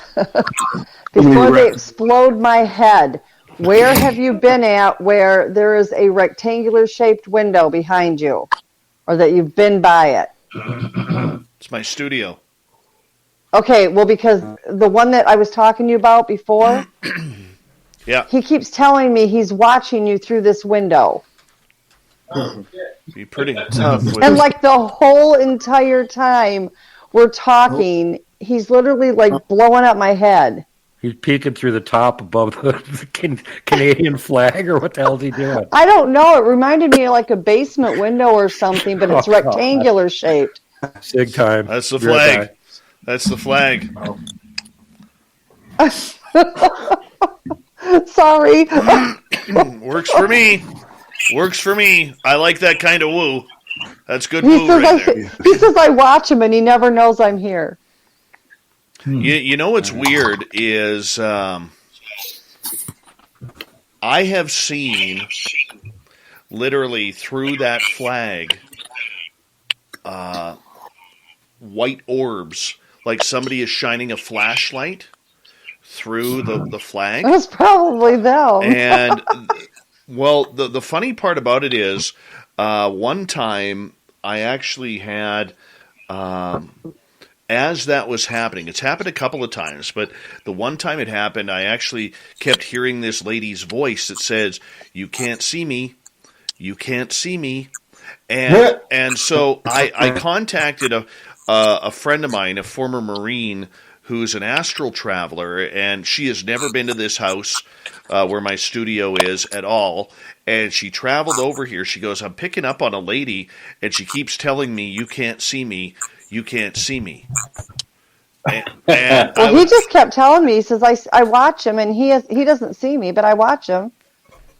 But after you had mentioned the wire move, this entire time, he's literally like just been repeating over and over and over and over. And I'm like, I will tell him in a minute. No, tell him now. Tell him now. And I'm like, I will tell him in a minute. No, tell him. I watch him and he doesn't see me. And I'm like, okay. And so he's like showing me, this rectangular shaped window that reminded me just, my own thought kind of like of a basement window, but it was rectangular shaped. And he just kept going on, and I'm like, just give me a minute. Give me a second, and I'll tell him. oh, yeah. We've had some creepy stuff happen here. Creepy stuff. It sounds like it. It's, how can I put it? Weird stuff. They had the other night, Pat and I were in our room watching TV, and it was dark out. And the Christmas lights, of course, throughout the rest of the house were on. And we have a floodlight out front. Our whole bedroom shook like an earthquake. It didn't do it anywhere else in the house, just in our room. And the floodlight outside went off. All the power went off in our bedroom. And then immediately kicked back on. And it sounded like this big bang at the same time. So I get up, and I've got my daughter and her fiance staying with us, and the grandkids are here because it's the week before Christmas. And so I get up, and I'm like, okay, everybody okay? The entire house is asleep. Like, nobody heard a thing. None of the lights went out. The power didn't go out anywhere else. And I go in the kitchen, and, the clock on the stove, if the power went off, it goes back to 0. It wasn't reset. It was perfectly fine. The only place it did it was our room. Awesome. We have just over a minute here, guys. I want to tell a quick little Bigfoot story, and this is a Christmas Bigfoot story, and it's my favorite one I ever heard. Save it for the show. Save it for 1 minute. Can you hold on to that for 1 minute, Duke? Okay, it's pretty short, but yeah, I'll save it. Wonderful. Wonderful. I want to say a big thank you tonight to the lovely support through the super chat that we got through our audience tonight. Tater times 2, Lavira, Glenn, Spooky, Fabster, Simon in Australia, Tim, Jim Bob, Gary, Willie, Pix, Jeffrey, and Chad. The super chat is a wonderful way to support what we do here on Spaced Out Radio on a nightly basis. So thank you so much. We got 204 people watching total, 201 on YouTube. So thank you very much for the support. And if you're looking for any Spaced Out Radio swag, go to our website, spacedoutradio.com. Go to the store. We got some really cool stuff up there for you. We got to add more Bigfoot stuff here soon. And that's what our next goal. But we really appreciate the love and support, everyone. So thank you so much. We're going to get going here in about 5 seconds. So panel, I'll just get you to... Here we go.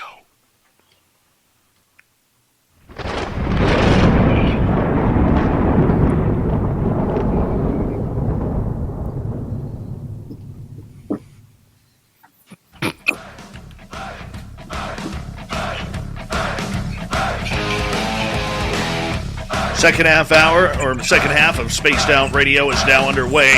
Thank you so much for joining us. We really do appreciate it. Want to say thank you to everyone tuning us in tonight and remind you that if you missed portions of this show or others, check out our free archives by going to youtube.com/Spaced Out Radio. Do old Davey the favor, hit that subscribe button. Our website is spacedoutradio.com. We have a plethora of features for you. Rock out to Bumblefoot, read Shirky Poo's Newswire, check out our swag as well. Follow us on Twitter at Spaced Out Radio, Instagram at Spaced Out Radio Show, and now on TikTok at Spaced Out Radio. From World Bigfoot Radio, Duke Sullivan has acquired a great panel tonight to talk about Sasquatch. The year of 2021, the sightings, the encounters that have happened. We got a great panel with Duke, and make sure you go to his YouTube channel, World Bigfoot Radio, and check it on out. It is great information if you ever want to learn more about Sasquatch. The panel tonight, Robert Boston, Nate Rudd, William Lunsford, Blayne Tyler, and Robin McCray. Now, Duke, you have kind of a Christmas story about Sasquatch. Yeah, this is my favorite Sasquatch Christmas story ever, and it's the typical 'twas the night before Christmas, and this little boy who was under 10 years of age, I believe at the time, was up in his room on the second floor, and he was waiting for Santa to show up, and he was so excited he couldn't sleep. And it wasn't very windy outside or anything, but all of a sudden he started hearing jingle bells. And he thought to himself, oh my God, Santa's landing in the yard with his sleigh right now. I'm going to sneak downstairs and look through the big picture window and I'll see Santa. So he quietly sneaks down the stairway and he quietly treads across the floor. And, little kid trying to be quiet, pretty quiet. He gets over to the window and he pulls the drapes and he looks out in the yard. And out in the yard, he can see with the little reflection of the sky on the snow that everything out there looks pretty much the same as it usually is. As a matter of fact, they have a sleigh set up out there, full scale, and it's got jingle bells on it. But there's no Santa sleigh and there's no 8 tiny reindeer. The jingle bells that are hanging from their decorative sleigh out there is what's jingling. And what's doing it is a nice 8 or 9 foot tall Sasquatch. And every time he jingles the bells, he goes and giggles. So immediately the kid realized this ain't Santa Claus and I should be in bed, and turned around and ran up the stairs as fast as he could. Oh my goodness. No kidding. No kidding. Gentlemen, and Robin, I have had reports over the years from listeners from across North America who have had Sasquatch encounters on their property and found braiding inside their barns on their horses' manes and tails. Has this been a something that has been seen a lot in 2021?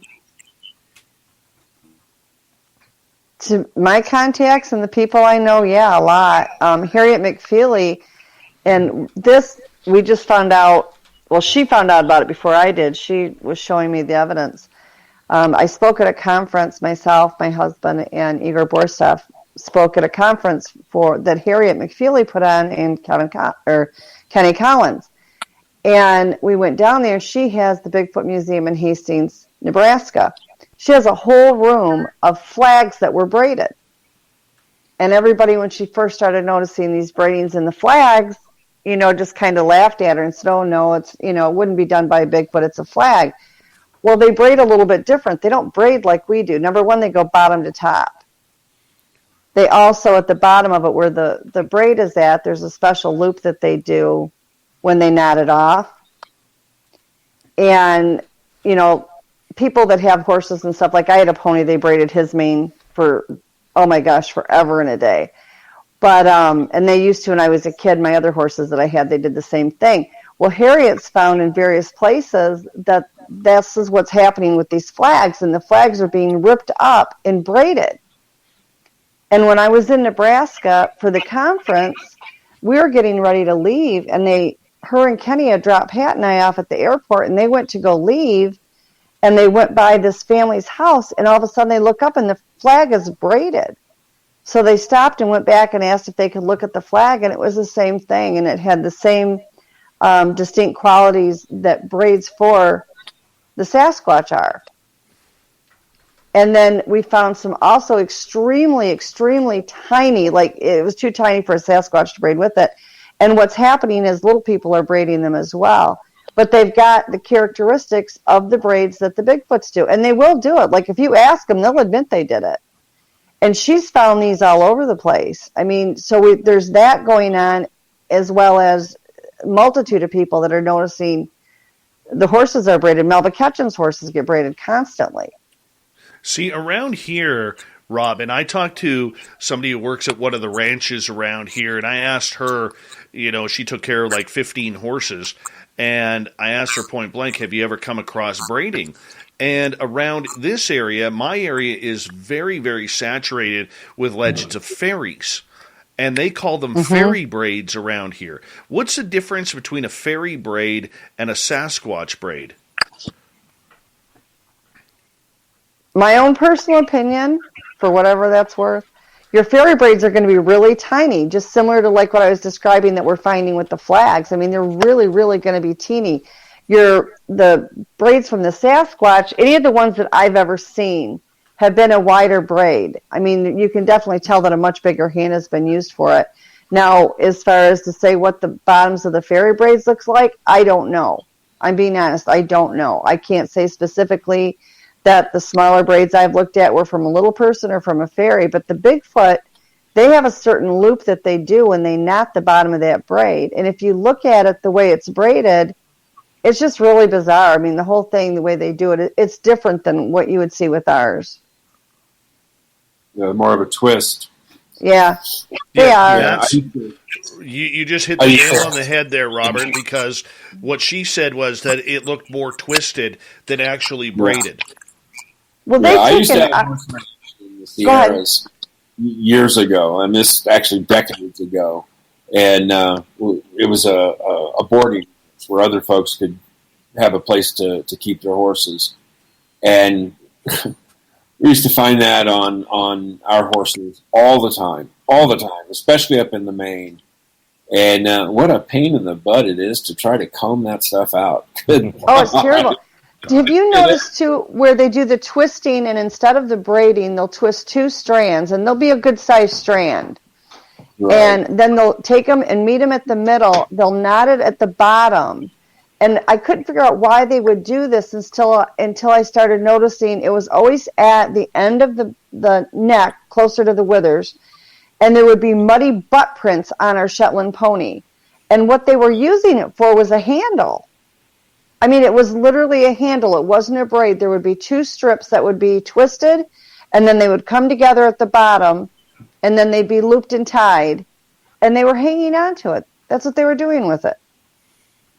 And every time I saw that, there was a muddy butt print on it. I got a really good one for you guys. I got sent this picture from somebody who's a viewer of my channel, and we had done a show recently about little people. And he said, Duke, I got to send you this picture. I don't know what the heck is going on to this thing. I was going down a trail, and it was all muddy. It had just rained, and there was raccoon tracks. So this raccoon was using this trail, and he was going right up it. You could see his prints perfectly clear. And then at one point, he stopped, and there's this tiny handprint right next to where he was standing. Like there was a little person riding on him that reached down and touched the ground for some reason. And you can see the raccoon's handprint and the little person's handprint right next to each other. And it was quite obvious that other print was not a raccoon print. That would be cute. That would be cool to watch. Are these little people you guys are talking about, are these the stick people that the Native Americans talk about? No, stick people are big and eat people. They're more like trolls. There's all different kinds of sub-varieties of little people all across the continent, and some of them are supposed to be only in certain areas, and other ones are widespread. And the problem is that you have to go by a description from the local tribe to try and match it up with what another tribe is calling it in a different place, because there's more than one variety of little people. And some of them are presumed to be extremely dangerous and hostile and untrustworthy. And then it goes all the way to the other end of the spectrum where, like, you can actually make friends with them. They might hang around to protect your house or something, you know. So, Duke, I got to tell you, I had a tribal member of the Kalispel tribe up here contact me a while back, and he talked about the stick people, but they looked like mini Sasquatch, is what he said. Mm-hmm. Generally, we get the descriptions of the stick Indians, especially. The legend that goes along with that is that they were actually a tribe, whether they were humans or not. And at some point, there was really bad climate problem, and everybody was basically starving to death. And this other tribe came to the other tribe and went, "Hey, we're starving. Can you help us?" And they went, "We can't even feed ourselves right now. Good luck, buddies." And at this point, the stick Indians, according to their legend, turned cannibal and just started eating other humans and have maintained that tradition. So, the question here is, were they humans to start with? Or was this something else that was out there that they're ascribing this, they turned into monsters. Same thing with the Wendigo legend, that people get possessed by this evil spirit of the Wendigo, and they start out as humans, and then they develop a taste for human flesh, and then they don't want any other food except human flesh, and they can't eat enough. They're gluttons for it, and they start gobbling down everybody around them. And then the next thing you know, you have this whole rash of Wendigo hunters running around shooting people, like happened in the 17 and 1800s just north of the border, central Canada there. There was a lot of that going on. And they even got a couple of people that were arrested and executed for being Wendigo hunters. So I think that stuff is all kind of tied together. What they're referring to as a stick Indian little people, I'm not sure how they came up with that name for it, because most of the tribes have a specific actual name for it, and some of them have more than one kind in their area, and they have specific names for them too. Well, in regards to what Nate just said about it looking like a small Bigfoot, and I'm not going to say that this is exactly what you were referring to, but years ago, like back in, I want to say 2013 or 14, I was in Pennsylvania. I had gone there because there's some work that I was supposed to do with the Bigfoots. That's the Elba Twitch, though. I mean, they're presumed to be in Pennsylvania, not over here in Idaho. Well, these were actually what we encountered. I mean, besides the Bigfoot that I was dealing with, was we had encountered Fae. And all these cryptids, all these paranormal things, they all can shapeshift. I mean, they just can.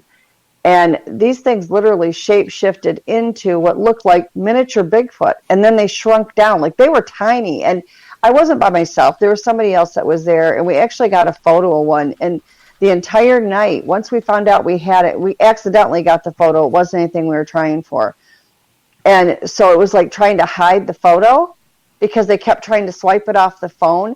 So we were like sending this picture of what it looked like before and then what it looked like when it shapeshifted into this little Bigfoot. And we were sending it to everybody's camera or to everybody's phone, trying to hide this picture so they wouldn't swipe it. And every time we'd send it to one place, they'd go after it there and that would be removed, but we'd already sent it to somebody else's. It was ridiculous. This went on for hours into the night, and they finally ended up getting every picture we had. But it was a Fae, and it literally shape-shifted down into what looked exactly like 100% Bigfoot, only it was tiny. Changing topics here for a quick second. Dirty Filth, who lives in Edmonton, Alberta, he brings up a great question about the Headless Valley in the Nahanni Valley in the Northwest Territories. Now, I know none of you guys have investigated that up there, but how come we don't hear more stories about this area if it is so legendary? I've got a friend that's actually been there that had another friend that also went there. They paid $3,000 for a helicopter pilot to fly him in for 15 minutes because they're a geologist and they wanted to land at the hot springs there. And so he wouldn't land. He basically wouldn't land and sit there. He said, I'll drop you off, I'll circle around, and 15 minutes later I'll pick you back up again.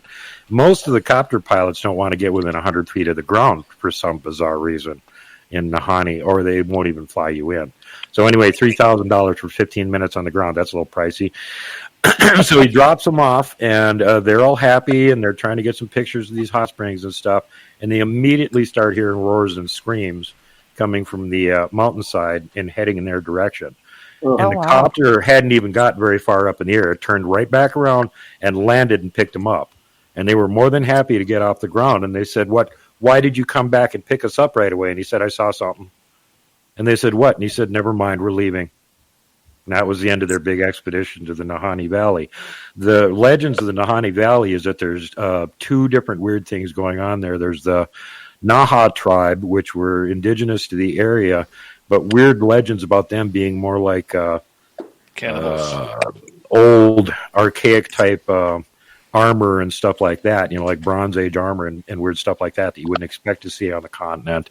And then they just vanished at some point. And then the other one is the Nakani, which are apparently one of the local names for a type of Sasquatch that lives there, which are extremely hostile and don't like humans being there at all. And, typical Sasquatch attack fashion, they like to pop your head off. Yeah. So there could be a good explanation for the headless thing that's going on, other than, claim jumper bushwhackers that want to take out some prospector and steal their gold or something like that. There's your best option. Local legends in Nakani, which are their very predatory and aggressive Sasquatch that supposedly live in that valley. Wow. I would love to go up there. I would love to go up there just to see. Apparently, it's really hard to get a permit. I got a story from a guy who was in Switzerland that just fell in love with the place. Spent like 20 years saving up enough money to be able to make a trip over there. And when he got there, he was just heartbroken to find out he couldn't hike around in the park. They had very limited areas they would allow access to. He took the river trip down the river, and they had like certain places you had to camp. You couldn't just camp wherever you wanted to. And he started noticing all the places that they had set aside for camping were all like little sandbars right next to a giant cliff where nothing could get to you. And you couldn't get up the little sandbar and go anywhere. So he was very, very suspicious about that whole thing going on. Positions. Well, I mean, it is something that, there's mysteries like this all over the world, as to why they don't allow us into certain areas. As we got about 6.5 minutes before we have to go to break at the top of the hour. Super Duke's Christmas Santa Claus show, bringing us all sorts of Bigfoot presents this year. One of the big things when it comes to Sasquatch this year, did any of you have any face-to-face encounters this year or get close? Oh, I had several. Yeah. I got some of them on video, too. There were several times when I actually saw them and zoomed right in on them. But there was just way more times where I didn't see them and got them by accident. Some of them very close. I had one that was standing behind me. My scariest one this summer is on the expedition where we had Erin from over in Billings come visit us. And her and Mike, we had all crossed the river, which we usually never do that, because that's like their spot. And the river's finally low enough, and it's late enough in the year we can wade across it. So we go across there, and we already know upriver from there's a huge asterisk structure. So Mike immediately goes along the riverbank and takes Erin upriver and around this little bend where there's a bowl next to the river where the asterisk is to show her. Now, I'm curious because we've never actually been to the top of the hill across the river from camp. So I wanted to go up there and see how high it went. Well, as it turned out, it went a lot higher than I thought it did. And I got a great view of the valley from up there. So I'm like, okay, I'm going to shoot some video. Wow, you can see all 5 miles all the way across this valley. And as I'm filming the video, I just get this feeling is like something behind me. Reflexively turn around, turn back again, keep filming. Now I'm really feeling something behind me. So I start walking, still filming, and I finish the whole scene. Well, after it comes out on one of my shows, Joyce from Bama Bigfoot contacts me and sends me a screenshot and says, "Duke, there's one standing right behind you when you're filming this." And I'm like, "Oh my God!" And I'm looking at it, and I'm like trying to make sense out of what I'm looking at, and I'm like, "What? That's got to be part of his face. What am I looking at?" And I couldn't figure it out. And the first time I tried to show it on the show, I totally labeled it wrong, and everybody yelled at me. So I went back and took a closer look at it, and I realized that what I thought was his head was actually his nose. And his head was the size of a beach ball, and he was about 12 feet or better, standing about 20, 30 feet behind me, watching me film this. That was extremely disturbing. How about anybody else? That's a good one.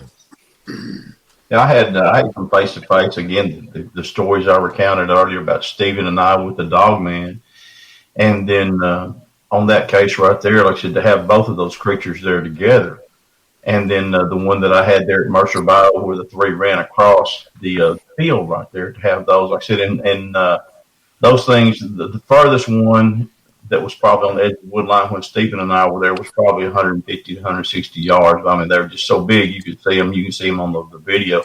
The ones I saw there in the daytime about 3:30 in the afternoon were probably not 60 to 70 yards away. And so I had those right there. Those were really, man, one of those things that you appreciate. You realize how fortunate you are to see something other like that. And so what it does, though, it whets your appetite to see more. You're like, oh, come on. I went back 5 days in a row at 3 o'clock back down in the Mercer Bio, and it's a 25-mile drive, just to see if they were on a daytime pattern, see if there was something that was going on there for that right there. And it was. It just happened to be one of those lucky things that you find. So when you get something other like that, that's like I said, that was that I call it face to face, and then seeing the two twins, I saw them actually face to butt because their backs were to me as they were walking down the hill. But man, that's one of the craziest things I've ever seen, because I got to watch them again, as I said, interact with each other, and without them even recognizing that I was there. So watching the one kind of put his hand on the other and push the other one, and watch him turn back, and apparently was saying something other, posturing towards him, to see him respond like that. So again, it's been one of those deals that's really good. And like I said, all it does is whet your appetite for more. Hopefully, if I don't get COVID or get another infection, Stephen, my friend, he got sick as well here not too long ago. So once he gets well, hopefully we can get back to doing what we do down there, and see if we can find some more Bigfoot. They've had a time to break from us, and I don't know if that's going to be good or bad. They were pretty well used to us. And like I said, I had one there. I showed some pictures there where I was gone probably 15 minutes, and Stephen comes back there, and he didn't make it the same time I did, and he sends me a message. He goes, "Have you been up here to what we call ground zero?" And I said, "Yeah, how did you know?" And he sends me a picture. There's my 2 footsteps stepping out. I have metal knees, so I kind of have to step out at the same time. And then right in the middle of my footstep, there's about a 16.5 to 17-inch Bigfoot track right there. So it's just, when you get that right there, we were so doggone close. And then again, you just can't ever tell when it's going to start or stop. So on those deals there, when you find one and the area is hot, it does benefit you as a researcher to go down there as many days as what you possibly can, because it's definitely worth it. It's not an inexpensive hobby, as far as that goes. My wife says, "Are you gone again?" "Yes, dear. I promise you'll still get the same great Christmas gift you got last year." but it's I think there's more and more sightings. I'm getting very fortunate to get a lot of people that contact me now on Facebook there and on email and stuff. Not necessarily on Facebook, but as far as my accounts there, and I get probably 4 to 5 different accounts a week. So really good stuff. And like I said, very excited about what I'm going to have. Hopefully, I can have more to tell you if we get to have a next time there. Well, it's going to be interesting. We got 1 minute, Duke. 1 minute. Anybody else? Wow. Hard to believe we're. It's hard to say anything in 1 minute. Well, you know what? We are 30 seconds away. So how about I just do my job as a host and kind of take over here for just a few seconds? Okay. Why not? It's kind of what I do. Hey, Dave, do you want to join us? Well, I might. Yeah. You know what? The last couple of nights on this show, I have had the real benefit of just getting to sit back, relax, and listening to the experts out there. And it is very rare for me to be able to do that. So I am very, very appreciative of being able to do that here. So thank you so much for making my job easy. And you know what? The biggest surprise of tonight is, that Nate Rudd was able to pull himself away from the Hallmark Channel to join us tonight. It's amazing. His son Corey was supposed to be here, but the Hallmark Channel was just too inviting and appealing tonight. The Bigfoot panel continues for another 30 minutes on Spaced Out Radio. Then it's Dave 101. Oh, Hallmark's going to kill you, Dave. Oh, no. Your daughter just showed up in the chat room. Oh, boy. Yeah? That's my dad. I love it. That looks like a drunken sorority party picture right there, Cammie Rudd. That looks... Uh-huh. Yeah. And it's funny with everybody not wanting to speak. I remember I watched one time Steve Martin guest hosting for Johnny Carson, and he had Richard Pryor on there. And you would think that'd be the funniest show they ever had. There were just so many minutes of silence because they had so much respect for each other, as I do with these guys right here, that they sit there, they were really wanting to let the other one showcase. And I'm here, like I said, to learn. I like to learn from these guys as much as anything. So that's kind of what that reminds me of, because when you have that kind of respect and this kind of minds here of people who have seen and experienced what they have, sometimes I catch myself sitting back and being an audience member rather than somebody who to participate. Because I like to talk, but still, man, for what these guys have, boy, really, really appreciative of that as a fellow researcher, I promise you. Are you guys getting a lot of the counting coup on you at all? Because I know I cannot possibly be the only one that gets it a lot. Getting what? It's called counting coup. They come up cloaked behind you and then they physically touch you. No. Like, they do this to me constantly. I mean, number one, they like my hair because my hair is basically bushy like a Yeti. And so they've always done that with me. They used to, when I would have my bed by my window, years ago, I didn't have a screen on my window. And I would wake up in the morning and I'd have mud and leaves wound in my hair. Because they put their hand in the window and play with my hair. But they'll come up behind me. Like, we were talking and we just kind of like ran out of time and about, up close encounters, like for the year. And like Pat and I, we get this a lot. They'll either come up behind you cloaked and then they tap you or they pat you. I feel like I'm being pet like you would pet a dog or a cat. Or we'll get them, they'll go right outside the window while we're sleeping, and I'll wake up and there's like this face literally 10 feet away looking in the screen window. Or at night I'll go to let the dogs out, and if I walk out in the backyard, there's one standing right on the other side of the fence. Like, they're not shy.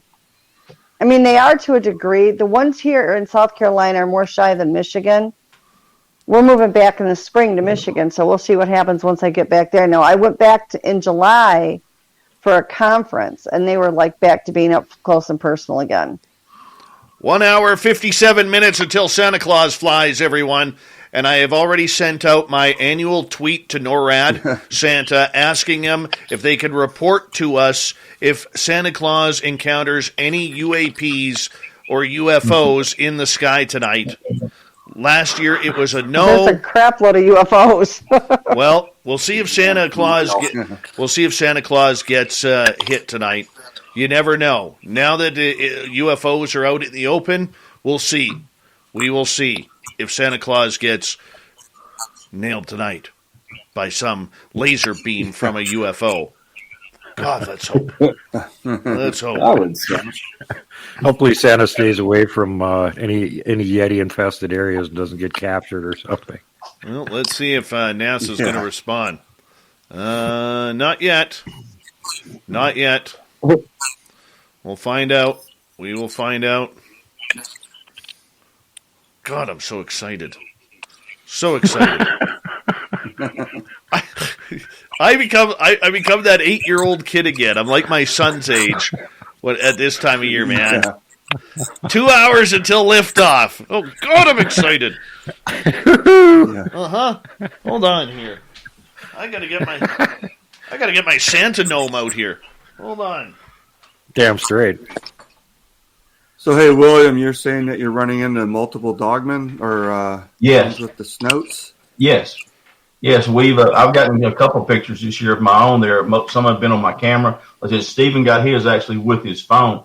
But I've probably seen, or I guess I've probably seen at least 5 now before we had this year.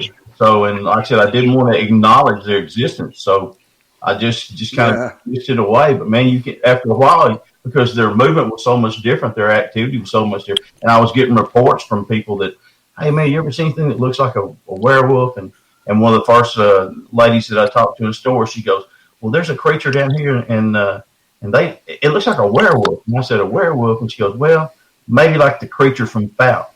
But most everybody that's told me they've seen it said it looks more like a gorilla. That's the first I've ever had say it looks like a werewolf. So, man, I had to open my mind up, and I didn't want to. It's not that I didn't want to do that, just acknowledging that I was truly afraid of this creature. I think maybe now he has a bad rap as far as for the, like Duke says, the Gugway doing most of the damage. Go ahead. One sec, guys. I just want to do a comparison here. Duke, can you move your microphone a second? Holy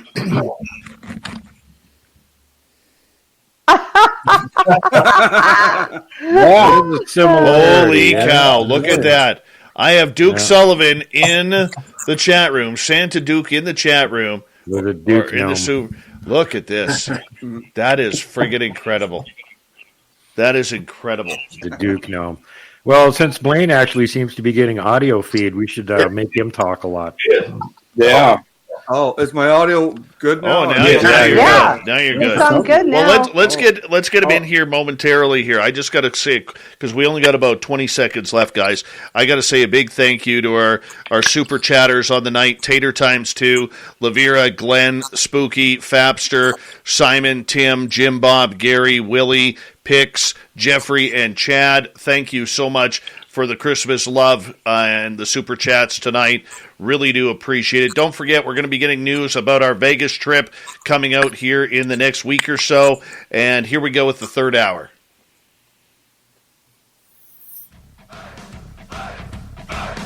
Would you like to connect with us? Head to spacedoutradio.com for all your latest show info. Now, back to Dave Scott and SOR. Here we go with the third and final hour of Spaced Out Radio tonight. My name is Dave Scott. Thank you so much for taking the time to join us. We really do appreciate earning your listening ears wherever you are on this beautiful planet we call Earth. Hello to everyone listening in on our terrestrial affiliates around North America and digitally on TalkStream Live, Revolution Radio, and KPNL. All of our archives are free. Go to youtube.com/Spaced Out Radio. Just do old Davey the favor. Hit that subscribe button. The Desert Clam has set the password for tonight in the SOR Space Travelers Club. Ignivimus. Ignivimus is your password. Use it wisely, space travelers, as the Clam sets a password each and every night right here on Spaced Out Radio. Our website, spacedoutradio.com. We have a plethora of features for you, including rocking out to Bumblefoot, reading Shirky Poo's Newswire. Check out our swag as well. Follow us on Twitter at Spaced Out Radio, Instagram at Spaced Out Radio Show, and now on TikTok at Spaced Out Radio. For the final time tonight, we introduce an incredible panel of Sasquatch researchers put together by Santa Duke Sullivan of World Bigfoot Radio on YouTube. It's a channel you definitely want to subscribe to. We have Robert Boston, Nate Rudd, William Lunsford, Blayne Tyler, and Robin McCray. Super Duke, take it away. Alrighty, let's give Blayne some time here. It finally got late enough now that Santa and his elves are off the internet up there. So he's got a little more carrying capacity. We can get back to him. And one of the things I wanted you to cover was a question that we talked about earlier, suppression in places other than the U.S. And I know you've had some experiences, including one you probably shouldn't have done in the first place, walking up to rangers in Algonquin Park and go, oh, do you ever get any Bigfoot sightings here? Oh, there's no such thing. Oh, you want to see pictures? And show them pictures that you just took like 2 hours earlier in their park. Yeah, and I gotten video in there too. Yeah, actually, the last time I was there, I scared the heck out of some. They're not rangers, but just park staff. I had my hat on, and they thought it was a cool hat. This young girl, they train up people for the summer. And they were asking me about the hat, and I said, "Oh, well, it's pretty cool." And so is that what you're doing up here? I said, "Well, no, but there is groups that come up here." And they were like, "What do you mean come up here?" And he said, "Yeah, they got like Bigfoot expeditions right in your park." And they were kind of shocked by that. And then I said, "Well, I don't really need to join them. I have pretty good luck at finding them on my own." And then she goes, "Oh, where have you seen them?" And oh, you probably shouldn't have asked me that, but okay. Over by the outdoor theater, I've seen a few of them across the creek, watching all the canoers and watching how people come in. And right here at your campsite, Site B, I had them come right up to my tent at night, and that was after I seen the ones over there. And she looked like she was going to quit and go to her car. The two girls, they sign you in and everything like that, and. Go back a little bit. I talked to the rangers at the visitor center, and I said, "Yeah, I've come across them in your park in daylight too, not just at night when they're sneaking around." And I said, "Yeah, you want to see a picture of one? What you want to see a video of one? How about a video of one down at the river getting a drink and then walking away? You want to see that video?" And then they got all mad, And I knew better. I knew better enough not to put it on the sighting board. Seen a moose at 8 a.m. Seen a coyote in the parking lot. So they kick people out for causing a disturbance, I guess. But yeah, I mean, and this is just my one phone. I got like not thousands of pictures, but how you collect all your pictures and stuff. And I scared some park staff in my day, not just at Algonquin, and at other parks too, where I said, you guys, I thought they were armed, and I found out that they don't even have weapons. Like, oh wow, I'm sorry for telling you all that. I thought you guys had, something to protect yourself or whatever. And they got so I was giving advice: just shine your flashlight around a lot. Right. So then I seen them going by my campsite, and they're like every 3 feet they're in the woods going like this, right? they barely even walk. And I said I felt really bad because I scared the bejeebus out of them, just telling them just my own sightings from going in the public campgrounds and provincial parks. And I showed a OPP pictures. Like, you see this guy here? I said, yeah, this guy followed me back from a hike. And I was there investigating vocalizations and like maybe one my size, gray one, kind of charcoal gray one. He was following me, so I just turned and I took a picture of him. And he's trying to hide behind a small little branch. And I saw the LPP guy say, "Can you see him there?" He goes, "Oh yeah, I can see him." So yeah, that's in a provincial park, within 2 hours of here. And this is in daylight. And then I told him the backstory. I was there because the vocalizations woke campers up, right? And they're like, they didn't know what to tell the campers, but I knew. But I've scared a few rangers in my day, and definitely the young park staff. And good for you. I think that's great. yeah, they're not going to apply to work at those places probably the next summer. I got my run in, but I mean, they're just unaware. I guess I don't want to say ignorant or anything, but they're just totally unaware of what's in their park. And wow, like the one young girls I was talking to, it was like literally 5 minutes up the road from where they they got like the little structures or whatever, little buildings where they signed everybody into the campgrounds. And I didn't want to tell her, like, yeah, you live just 5 minutes up there, that dirt road, that's where they were. So, because you could see their reaction, right? But yeah, I was talking to William there in the break, and I've run into the ones with the snouts and the ears, and this one incident, I was checking out a quad trail, and I seen some maybe good prints, but the quads ran over them. So snooping around. So what I did was I could tell on my right side or the north side that there was a bit of an opening. So I pushed through the scrub. And then it was kind of like soggy grass, and there's hundreds of prints, and they're different sizes. And then I taken a picture, and I look up, and I take a picture, and there's a funny big black shape at the far end of this little opening, and it was a huge female. with like a really, really big sagittal crest. And I'm like, did I just get a picture of that? So then I just backed up and went to a tree into the shade. Go, oh, wow, I did. So then I went over closer. And when it got closer, there's 4 of these things with snouts and ears that were sharp, more pointy than the typical rounded ones. And they were right at the edge of the tree line showing off all their canines at me.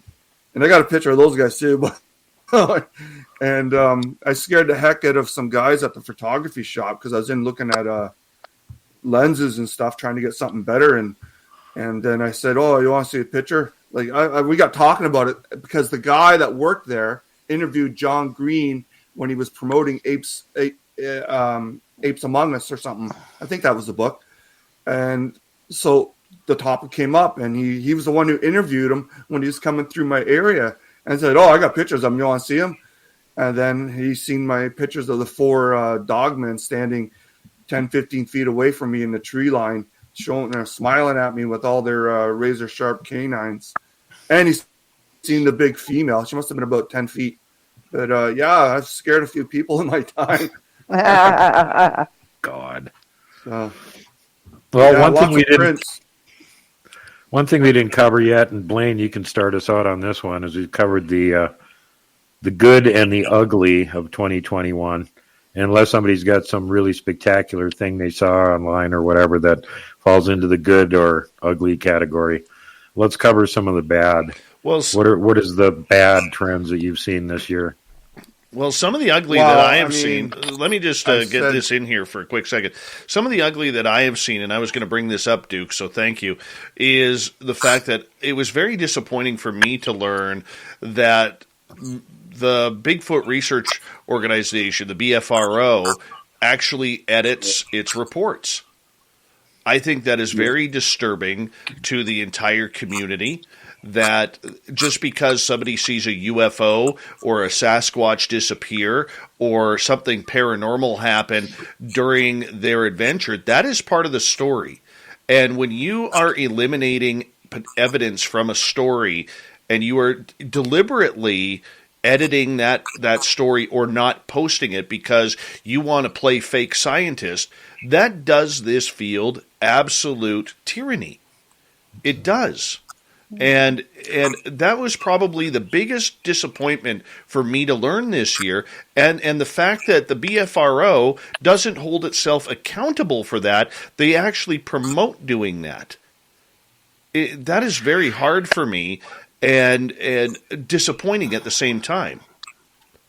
I've known about that for a few years. Let me chime in quick on that. I have a number of former guests on my show and other people that haven't been guests on my show that I'm in contact with that are all former BFRO. And that's the exact reason they are. Because as soon as they sent their report in and then they went and looked at it and went, you guys changed a bunch of stuff. Oh, yeah, this doesn't fall within our guidelines. Okay, well, screw you. I'm done. Years ago, I reported to the BFRO before I ever talked to any other researchers, before I ever met Igor Borstov, anybody. And the only report I ever filed, because this had been going on my whole life, and I never said a thing to anybody, and I finally decided to make a report. They wouldn't even give me the time of day, never contacted me back, never nothing.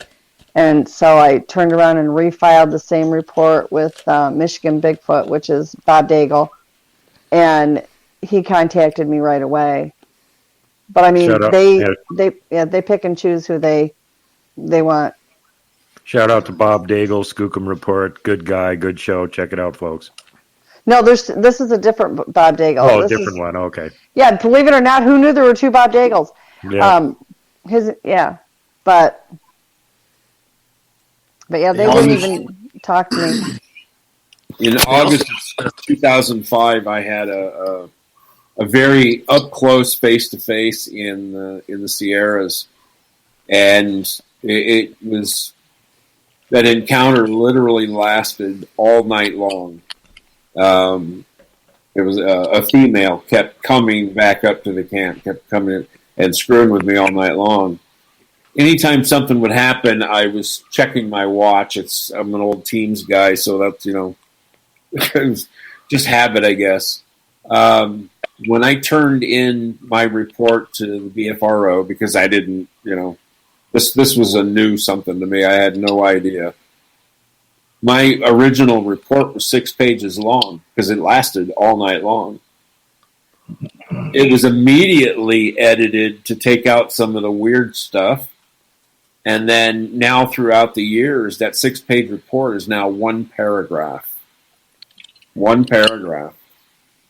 So, yeah, You made it farther than me. They wouldn't even take the report. They wouldn't even return my phone calls. Wow. Yeah, some group they are. They sanitize reports to make them more commercially accepted, right? So they can. Well, they take out all the woo parts of it. Yes. Yeah, that. Well, they also get, like William, you were talking about Dogman earlier. They also get a lot of those reports, and those reports never see the light of day. They're put in a file, and they're filed away forever.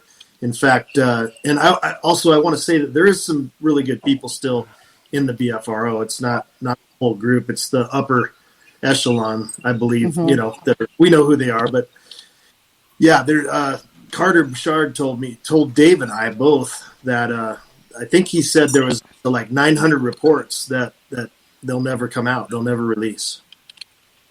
So, and that sounds like a big number, but when you think about it, it really isn't a big number. When you think about all the tens of thousands of reports over the years. They had, years ago, there was a gentleman that lived not far from where I was at, and he had a clan that would come up behind his house. And he would go out there and he'd put old pizza boxes and stuff that had pizza in and whatever back there, and they were coming in and getting the food. And he decided, for whatever reason, that it was going to be this great idea to not only get hold of the BFRO, but to go to the police station and file a report, okay, which we all know how well that went over. And that was a complete bust. Everybody labeled him crazy. But when I saw it on TV, I had actually sent a letter to him.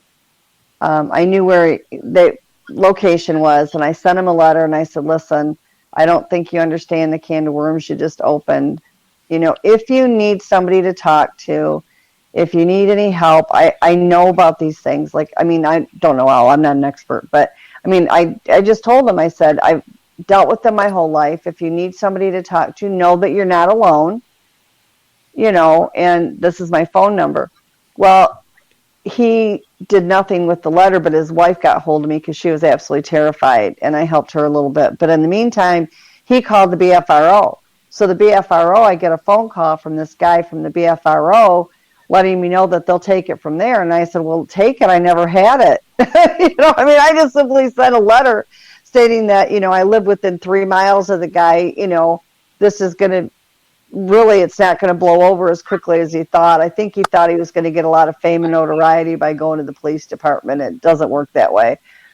And, I said, I never talked to him. I talked to his wife, and they wanted me to know that they had it covered. They had it taken care of. Well, they had it taken care of really well until it all blew up in their faces because it was on every major network. And he started talking about the woo part. And boy, they dropped him like a hot potato. They wanted nothing more to do with him, and they distanced themselves from them as quick as they could. And they left him out to dry. He got hold of me probably 2 years later and said, I got to have some help. This has ruined my life. I've got to have some help. Yep. Well, let me lead off on this one on the bad, as far as I can see in the community over the last couple of years. There's been a disturbing trend to shows that really don't. The host has no Bigfoot experience whatsoever, does no research, but yet presume that they should somehow have a Bigfoot show. And they're purely in it for the entertainment. They don't give a damn about the research. They'll put anybody on. So you get a lot of BS hosts and stuff on there. And I don't begrudge anybody having a channel and doing whatever they want with it. But when it comes to the point where these people are completely clueless or giving out bad information, several of them are not very nice people. And they're basically working together as a team to try and suppress other channels that actually show evidence. And I find that trend to be very disturbing. And I wonder if it happened naturally, or if some other agency is at work making this happen. Names? Yeah, no. We're not doing that. No, I know who you're talking about. I don't really Anybody pay, else want to comment? I don't really pay attention to that, but this is the problem that we have, Duke, with a couple of things. Number one, the whole COVID pandemic time has turned everybody into podcasters because we're sitting at home, we're looking for something to do, we have an interest. Hey, everybody's seeing people make a lot of money off of platforms such as YouTube or Spreaker or something along those lines. And that's where we see a lot of this really happening. And, it's something that I could see very much happening. We've seen it in the UFO world. We've seen it in the ghost world where everybody and their dog has a podcast. Now, everybody should have a right to be able to speak on what they want to speak on. That's not an issue whatsoever. But when you go out attacking other channels, other researchers, when you are, a closet, person of interest in the subject, that's where I think it gets a little bit dangerous because a lot of people don't understand that we're all human beings. We all are allowed differing opinions. We are all allowed to like other people's research and not like other people's research. All right? And sure, you're supposed to call out abnormalities like we just did with the BFRO in the way they are editing their reports. But that's not taking a shot at anybody at the BFRO. That is taking a shot at the process of what they are doing, which is highly unscientific. Now, if people agree with that and that happening, shame on them for doing that. All right? But so many people these days, they think it's their duty to shoot people down and to make it a personal vendetta against others for having a differing opinion. That's what's sad with today's podcasting and YouTube vlogs that are going on. Yep, totally agree. And the other thing is that, these the folks that I have the issue with are, well, let's look at it from this standpoint. Follow the money trail. They're all about making the money. It's all clickbait. All they want to do is make money. Most of them have never been out in the field. Some of them have been up like once or something, and they presume to know anything about it. Dave, you go out there and do research when you get a chance. Nobody on this panel is making money on Bigfoot. Nobody on this panel has a monetized channel. Some of the people on this panel don't even have channels. Okay, there's the difference. We're here because we want to actually share real information with you guys. We're not making money off it. The ones that are doing nothing but grubbing money off it and never go out and do any research and really don't know anything about the subject, you're really wasting your time watching their channels.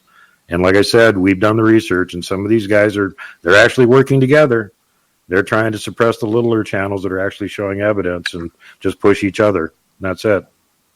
Yeah. Well, the other thing, while we're talking about the good and the bad, on the bad part that I've noticed, and to me, it's really heartbreaking, is there's no support for each other at all. I mean, I don't believe there's an expert in this subject. I don't care how many experiences you have. Your experiences are just as valid as someone that might have had a experience. And there's really no support for anybody. If we've learned nothing from the Bigfoot, it's that you work as a collective, because that's how their societies run, is as a collective. And I think we need to do more of that, because they're really, everybody has to process in their own pace, in their own time span, and that's fine. It's like, I don't think any of us here, from what I can see, are trying to force an opinion on anybody. Like, I know I'm not. I don't think you guys are either. I can tell my experiences, I can say what I've learned, but I don't try to convince anybody. I'm not out there trying to prove it. But there's a lot of people, and nobody here on this panel, but a lot of people that do. And there's no show of support for the people that are out there with any knowledge, whether it's that one experience or whether it's 100. It just seems like everybody's out for themselves, and that's just not a way that we're ever going to learn. I mean, the name of the game is to learn. Very true. And we can't learn if we don't work as a collective. And on that note, we're going to wrap that up because that's a positive note to wrap everything up. We only got about 20 seconds left. Duke from World Bigfoot Radio, thank you for this incredible panel of Robert Boston, Nate Rudd, William Lunsford, Blayne Tyler, and Robin McCray. You guys were absolutely excellent in breaking down Sasquatch of 2021. Please be safe in the forests of wherever you are heading into 2022, and may all your encounters be positive heading towards the following year. Coming up next on Spaced Out Radio, Merry Christmas.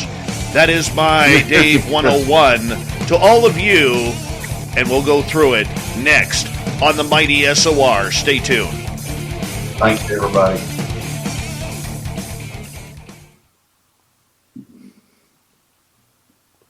Great show, guys. That was a lot of fun. Lot of fun. Yeah. Lot of fun. Thanks, you East Coast and middle of the continent guys, for staying up so frickin' late to make it all the way through the show. Appreciate it. I thought Bigfoot Rob was going to join us. He was, and Christy was supposed to join us too, and they both disappeared at the last minute. So, see, aren't you glad I booked enough people? Oh, worked out perfect. Well, I was going to say something that I've noticed that there's a lot more reports coming out from Europe, like footage, like Russia or the Ottoman. Good point. Czech, That's a Germany. good trend too. Yeah, I meant to say that, but I mean, yep. I've been following this for a long time, and you're starting to see a lot of activity from Europe coming out, and people getting footage. Not great, but that's a real positive that it's not just North America. Mm-hmm. So that's real good. That's a great show tonight, guys. Robert Boston, right, a great pleasure. That guy over there. Robert Boston, a great pleasure to meet you as well, and thank you for coming on. Thank you, Dave. I had a quick question. That red guitar behind your head, is that a Schecter? No, that's a Court. And that's the guitar my son started on. Actually, both those guitars right there are my boys'. My son kind of stole the red one from me, and it needs to have its electronics redone. Well, I used to build them when I was over in Germany. So. Oh, did you work for Schecter? No. I built custom guitars, electric guitars. Oh, nice. For quite a few years for studio musicians, mostly back in the States. Very nice. Very cool. Yeah, this one here is a Jackson. That's my daughter's. The black one's a Jackson Mini Dinky, and this one's a Court. And so those two are pretty toast. This was more of a beginner level one, and my son kind of played that a little hard. That was Santa 2 years ago. And then this one here, he just burnt out. So I ended up getting him another Jackson Dinky, but one that's a little bit higher quality, and it's amazing. Right. You know what? I never understood the difference between a $200 guitar and an expensive guitar, and you could sure tell the difference. That's for sure. You can. Yes, you can. So, guys, let me say again how honored I am to be here with everybody, man. I appreciate y'all so much and your research. You know, I'm just amazed at the things that y'all come up with, you know, and I really am. I should be considered among y'all. I'm not just blowing smoke in your ear, man. This is a great honor for me. Well, you're awesome. I love listening to all your stuff. Man, my research partners, I've got another there that right after I had the experience this year in May, they were watching 3 run across. The next weekend, he had one down there talking to him on the other end of the bio. After probably about 20 minutes, he got just a little bit of it on there, and before we finally had a signal, his phone would record it and send it to me. And so he's also got an audio of one clacking there outside our tent. When we had experience there in Oklahoma with one walking by and putting his hands on my truck and me watching that. But so I was going to call his name there, but anyway, we just did. It's so hard to get into everything. But man, like I said, I'm so really honored. I'm hoping to bring a guy with Duke here named Udell Head. Udell, he took over Bob Dodson's videos. If y'all know who Bob Dodson was, or Robert Dodson. And so Udell is a researcher right here from about 100 miles from here. He and I communicate quite a bit, but we haven't got a chance to research yet. But y'all get a chance to listen to him too, because he's going to have some good videos that you're really going to enjoy seeing for sure. Oh, that's going to be awesome. Bob Dodson's the only researcher I know that was so crazy when he saw a Bigfoot, he ran toward it filming it. Yeah, he ran towards the Gugway one time. He'd have known it was a Gugway, he'd have run the other way, I was sure. No kidding, right? Oh, my God. Everyone, next time you talk to Stephen Hill, tell him Bigfoot in Germany says hi. I haven't spoken to him in years, but we used to talk quite a bit when I was over there. Right, he's a great guy, man. Yeah, everyone. I talked to him the other day. I have to say goodnight to all of you because I got to get ready for the next segment in 20 seconds. So thank you so much, everyone, for coming on Spaced Out Radio. Merry Christmas to you all. Take care. Merry Christmas. Take care, everyone. Good night. Good night. Night, guys. Good night, Super Duke. Here we go, everyone, with the final half hour right now.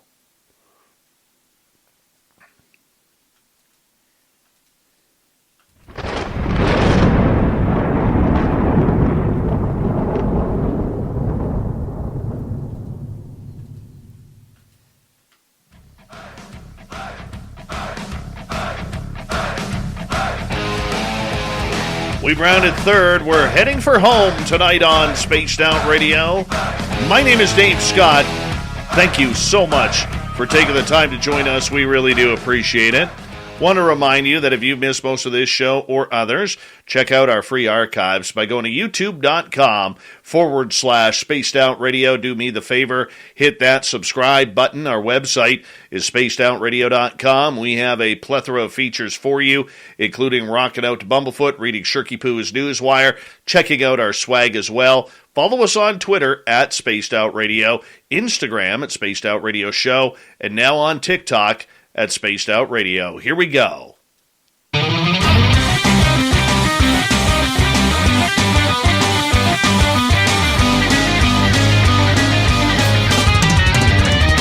It's time for Dave 101.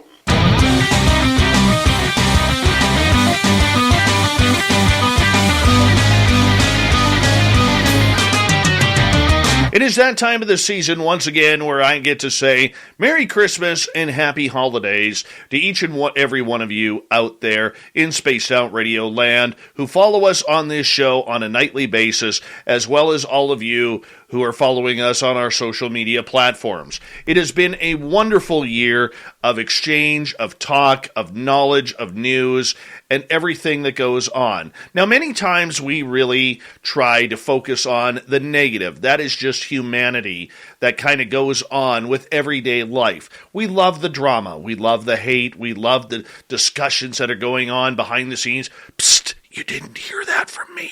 But it happens on a daily basis across every field of the paranormal, the supernatural, the ufological, and the cryptid world. It's easy to focus on the negative, even though we don't want to. So tonight, on the Dave 101, I want to say thank you. I want to say thank you to each and every guest that we have had on this show over the last 12 months. Putting a show together like this is very difficult. It's not just me standing in front of a camera and a microphone and bringing on whoever will come on. I need a team behind me. And that team is, well, one of the best we've ever had. Starting off with Lynn Wallington, who hosts our weekend show. She has been an amazing addition since March, when she came on to take over the weekends. I want to say thank you to Michael W. Hall, our paranormal lawyer who used to host the Sunday show. Fantastic job and a great friend of what we do. I want to say a big thank you to Captain Shirky Poo, for the news that she brings on a nightly basis. She has been one of my longest supporters, and I absolutely love her dearly, even though sometimes she makes me pull my beautiful hair out. But, Captain, we couldn't do it without you. You are a wonderful gift for Spaced Out Radio. I want to say a big thank you to our booking crew of Dirty Filth, otherwise known as Nick, to Spookles the Cat, otherwise known as Kate, to Bree, a.k.a. Thin Lizzie Borden, for hanging on out and bringing us these fantastic guests that we have had. We also thank Corrence, the booking guy, for his job earlier in the year that he did to help us bring great guests to this show. I want to say thank you to Vincent, who has taken over and done an incredible job with doing our YouTube channel, bringing it up to speed to where we need it to be. It's been a hard task, but we were able to do it. I want to say thank you to John Hudson for doing the unbiased UFO report that we started a few months ago that has been highly successful, along with people such as Gemma Jade and Big Willie, who have really brought together a fantastic forum in the After Hours show that we have recently started. I want to say thank you to our listeners and all of our wrenches in our YouTube channel, and Merry Christmas to each and every one of them, because without them, our chat room could be very, very difficult. We talk about some topics that really, really push the buttons of people, whether it's for positive and sometimes for negative. But our wrenches do a great job in making sure that our chat room is always a safe place for people to come and give their opinion, no matter who they are, what they preach. We have people of all color, all faith, all sexual orientation, and we don't care, because in the end, we're all in this together. And it makes for a fun and fantastic and supportive chat room that we put together on a nightly basis. Without our chatters, we wouldn't be where we are today. I want to say thank you to our terrestrial radio stations of Saga 960 in Mississauga, Ontario, to Chuck at KZFX in Ridgecrest, California, to Len at the Rattler in Apache Junction, Arizona, our latest station to pick us up, to Bellingham, where we are on KZAX, to UPRN in New Orleans, and in WQEE 99.1 Rock the Key, to Ryan and the great show that they have been with us. We've been with them for about 5 years now. And it just makes it so much more fun when you have that terrestrial audience listening as well. We have done a lot over this year to grow. We have done a lot to make ourselves be the best that we can be, and there's still room for improvement. But we're going to continue on, because I am in a loving mood this Christmas.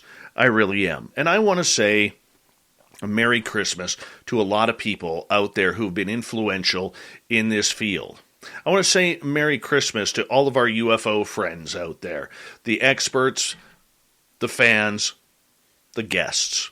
Namely, I'm going to point a couple out. I want to say thank you and Merry Christmas to people like Grant Cameron and Nicole Sackage, who have been major, major players in what we do.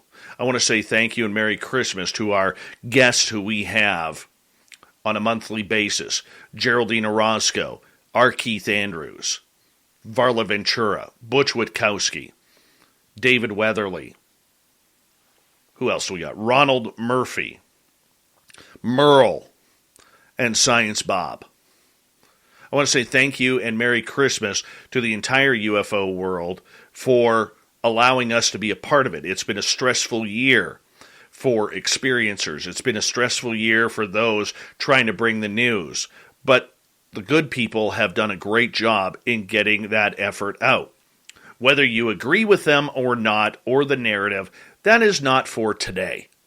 Today is about saying thanks to everybody who has helped get the picture out there that this phenomena is real and that it is happening.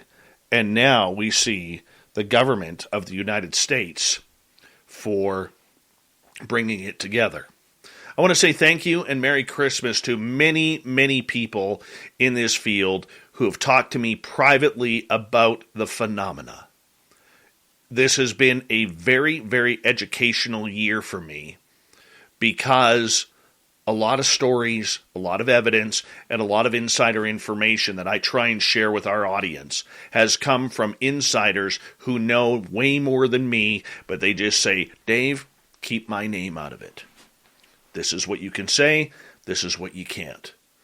But that information goes a long way to educating our audience. So thank you to all of our anonymous sources that have helped us along the way.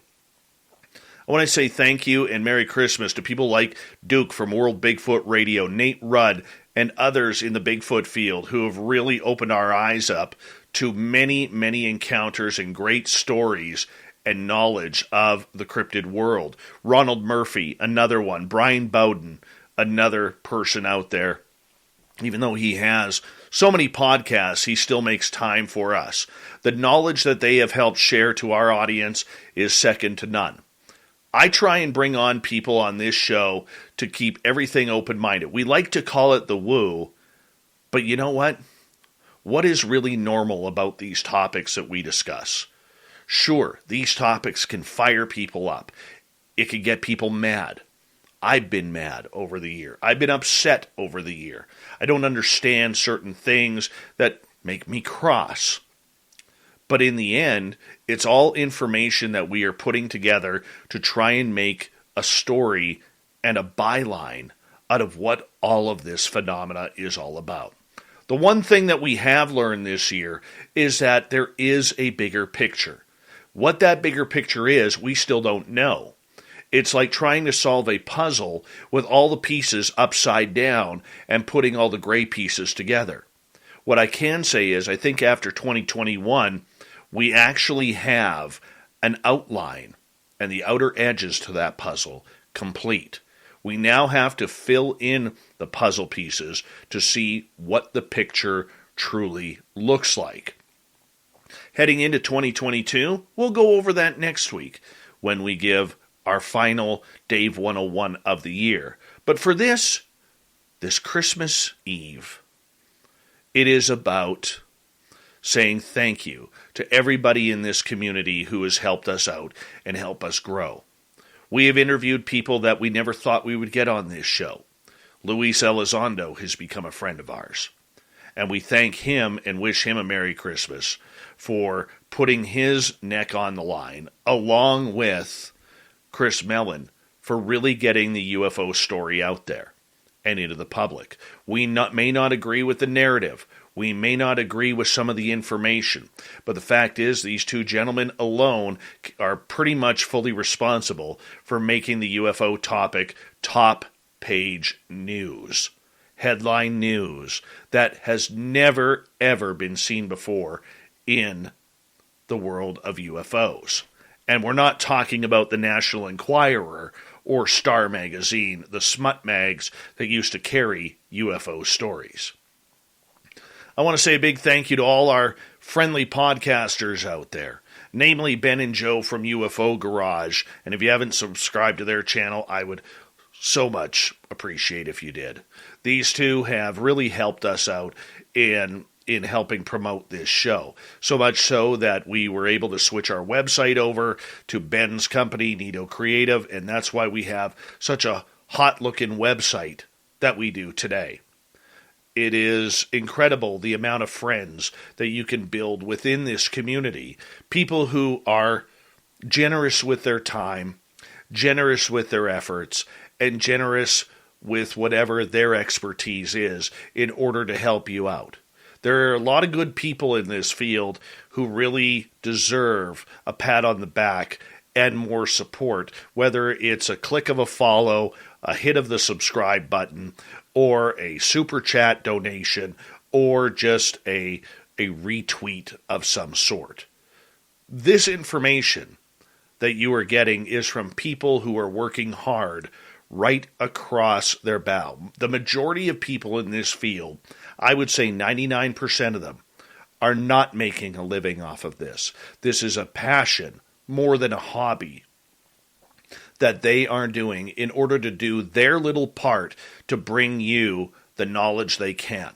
Whether it's UFOs, whether it's cryptid, whether it's ghosts. And we see this happening on a daily basis. And those people like Merle and Science Bob and UFO Garage and Nicole Sasquatch and many others in between deserve the pats on the back that they need. Why? Because their efforts are moving the ball forward. We are all trying to move the ball forward in whatever respective field that we have. On this show, we try and bring you a nightly topic of discussion where we're trying to create not only great radio, but great knowledge for those who need it. We thank people like Steve Stockton from Missing Persons and Mysteries, and people like Swamp Dweller for coming on in and really believing in what we are doing and helping promote us to become bigger and better than what we are currently. It takes a community in order to build a community. That community may start off small, but in the end, it grows the proper way. Sure, there's been fights. Sure, there's been hatred. Sure, there's been mental anguish at times for things that we don't understand. But right now, it's all about the positive and about the love that we need to show each other moving forward. Why? Because that is how we're going to grow heading into 2022. And this year, out of all years, even though the news has been right up front, we've seen a lot of people move towards these little cliques. We've seen a lot of people move towards these little groups to kind of faction off their information. But in the end, they're not hoarding the information. They're letting the information out, which allows all of us shows like this to benefit from their hard work. So for everybody who's done the hard work in this field and really helped make a positive step forward, Merry Christmas to you. Merry Christmas to your families. And Merry Christmas and thank you to the great research that all of you have done to move the woo forward. We love having fun on this show on a nightly basis. We love to be able to bring you the latest and greatest that we can find. It's people who are working hard in this field to bring those stories together that are making us a great success on a nightly basis. And because of that success, we keep growing. Merry Christmas to each and every one of our listeners, those in our chat rooms each and every night, those who are posting and reposting our social media posts on Twitter, Facebook, Instagram, and now TikTok. We couldn't do it without our wonderful listeners who join us each and every night. And we have never, ever taken for granted those who are taking their time to spend it with us. Time is the most important thing we have on this planet because time is finite. And when you get great people who listen to this show on a nightly basis, whether on our terrestrial affiliates, whether via the podcast or YouTube or Twitch, you know that you have to be on your best each and every night because those people deserve the mention and the credit for making our show much better. So from all of us at Spaced Out Radio to all of you out there, Merry Christmas, Happy Holidays, and all the best in 2022. You have made this a very successful year for us, and we are so proud to go through 7 years of broadcasting for you, our wonderful audience. Take care.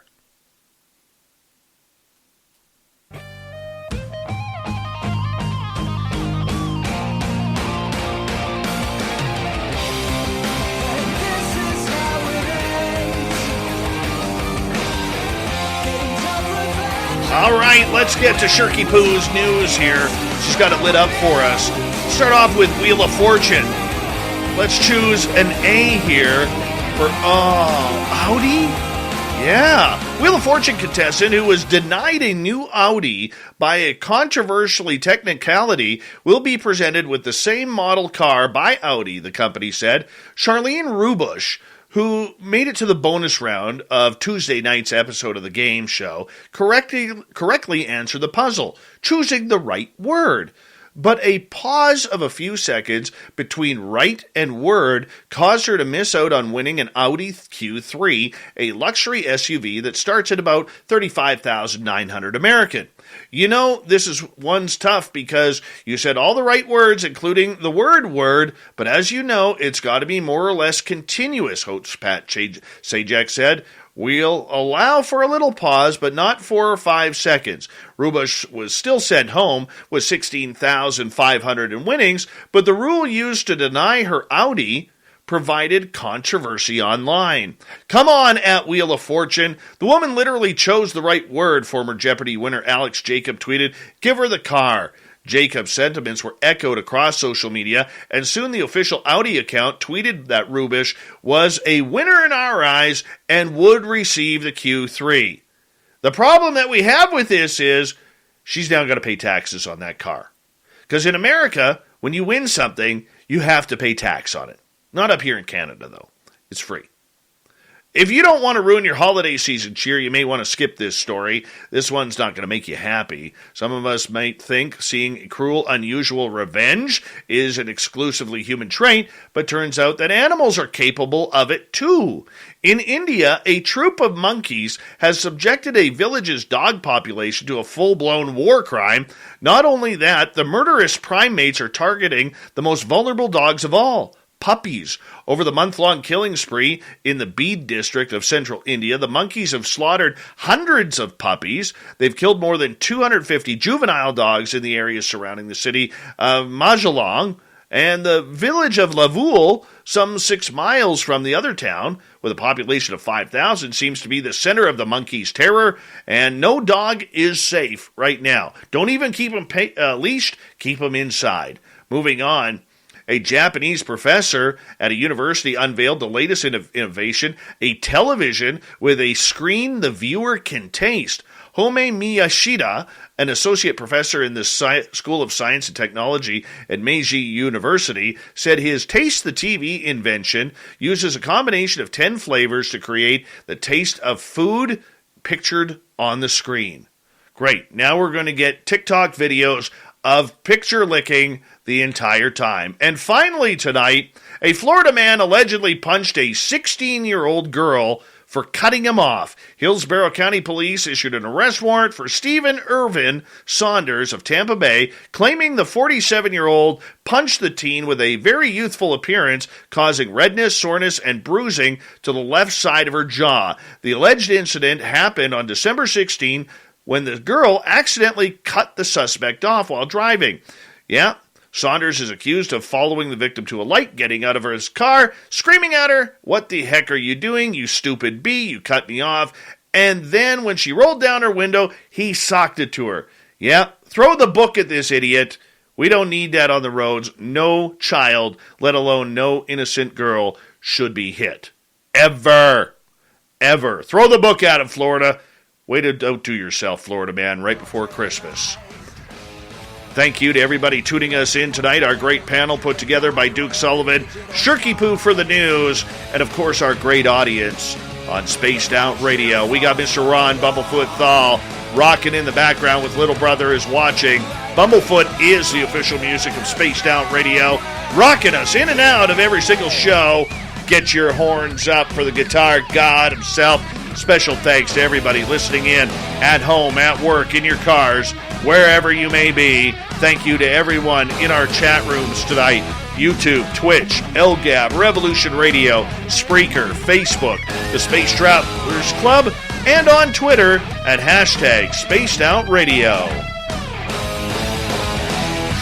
I know you're out there somewhere. Remember, this show is copyright by Spaced Out Radio and SOR Media Ventures Limited. Thank you so much for choosing to share your evening with us, because together, my friends, we own the night. Mr. Bumblefoot, we need a favor. We need you to take us home.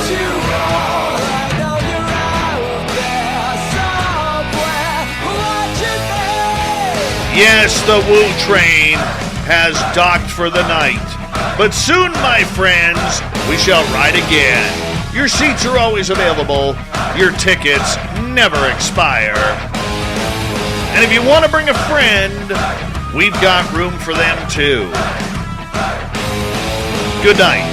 Merry Christmas. From all of us at Spaced Out Radio.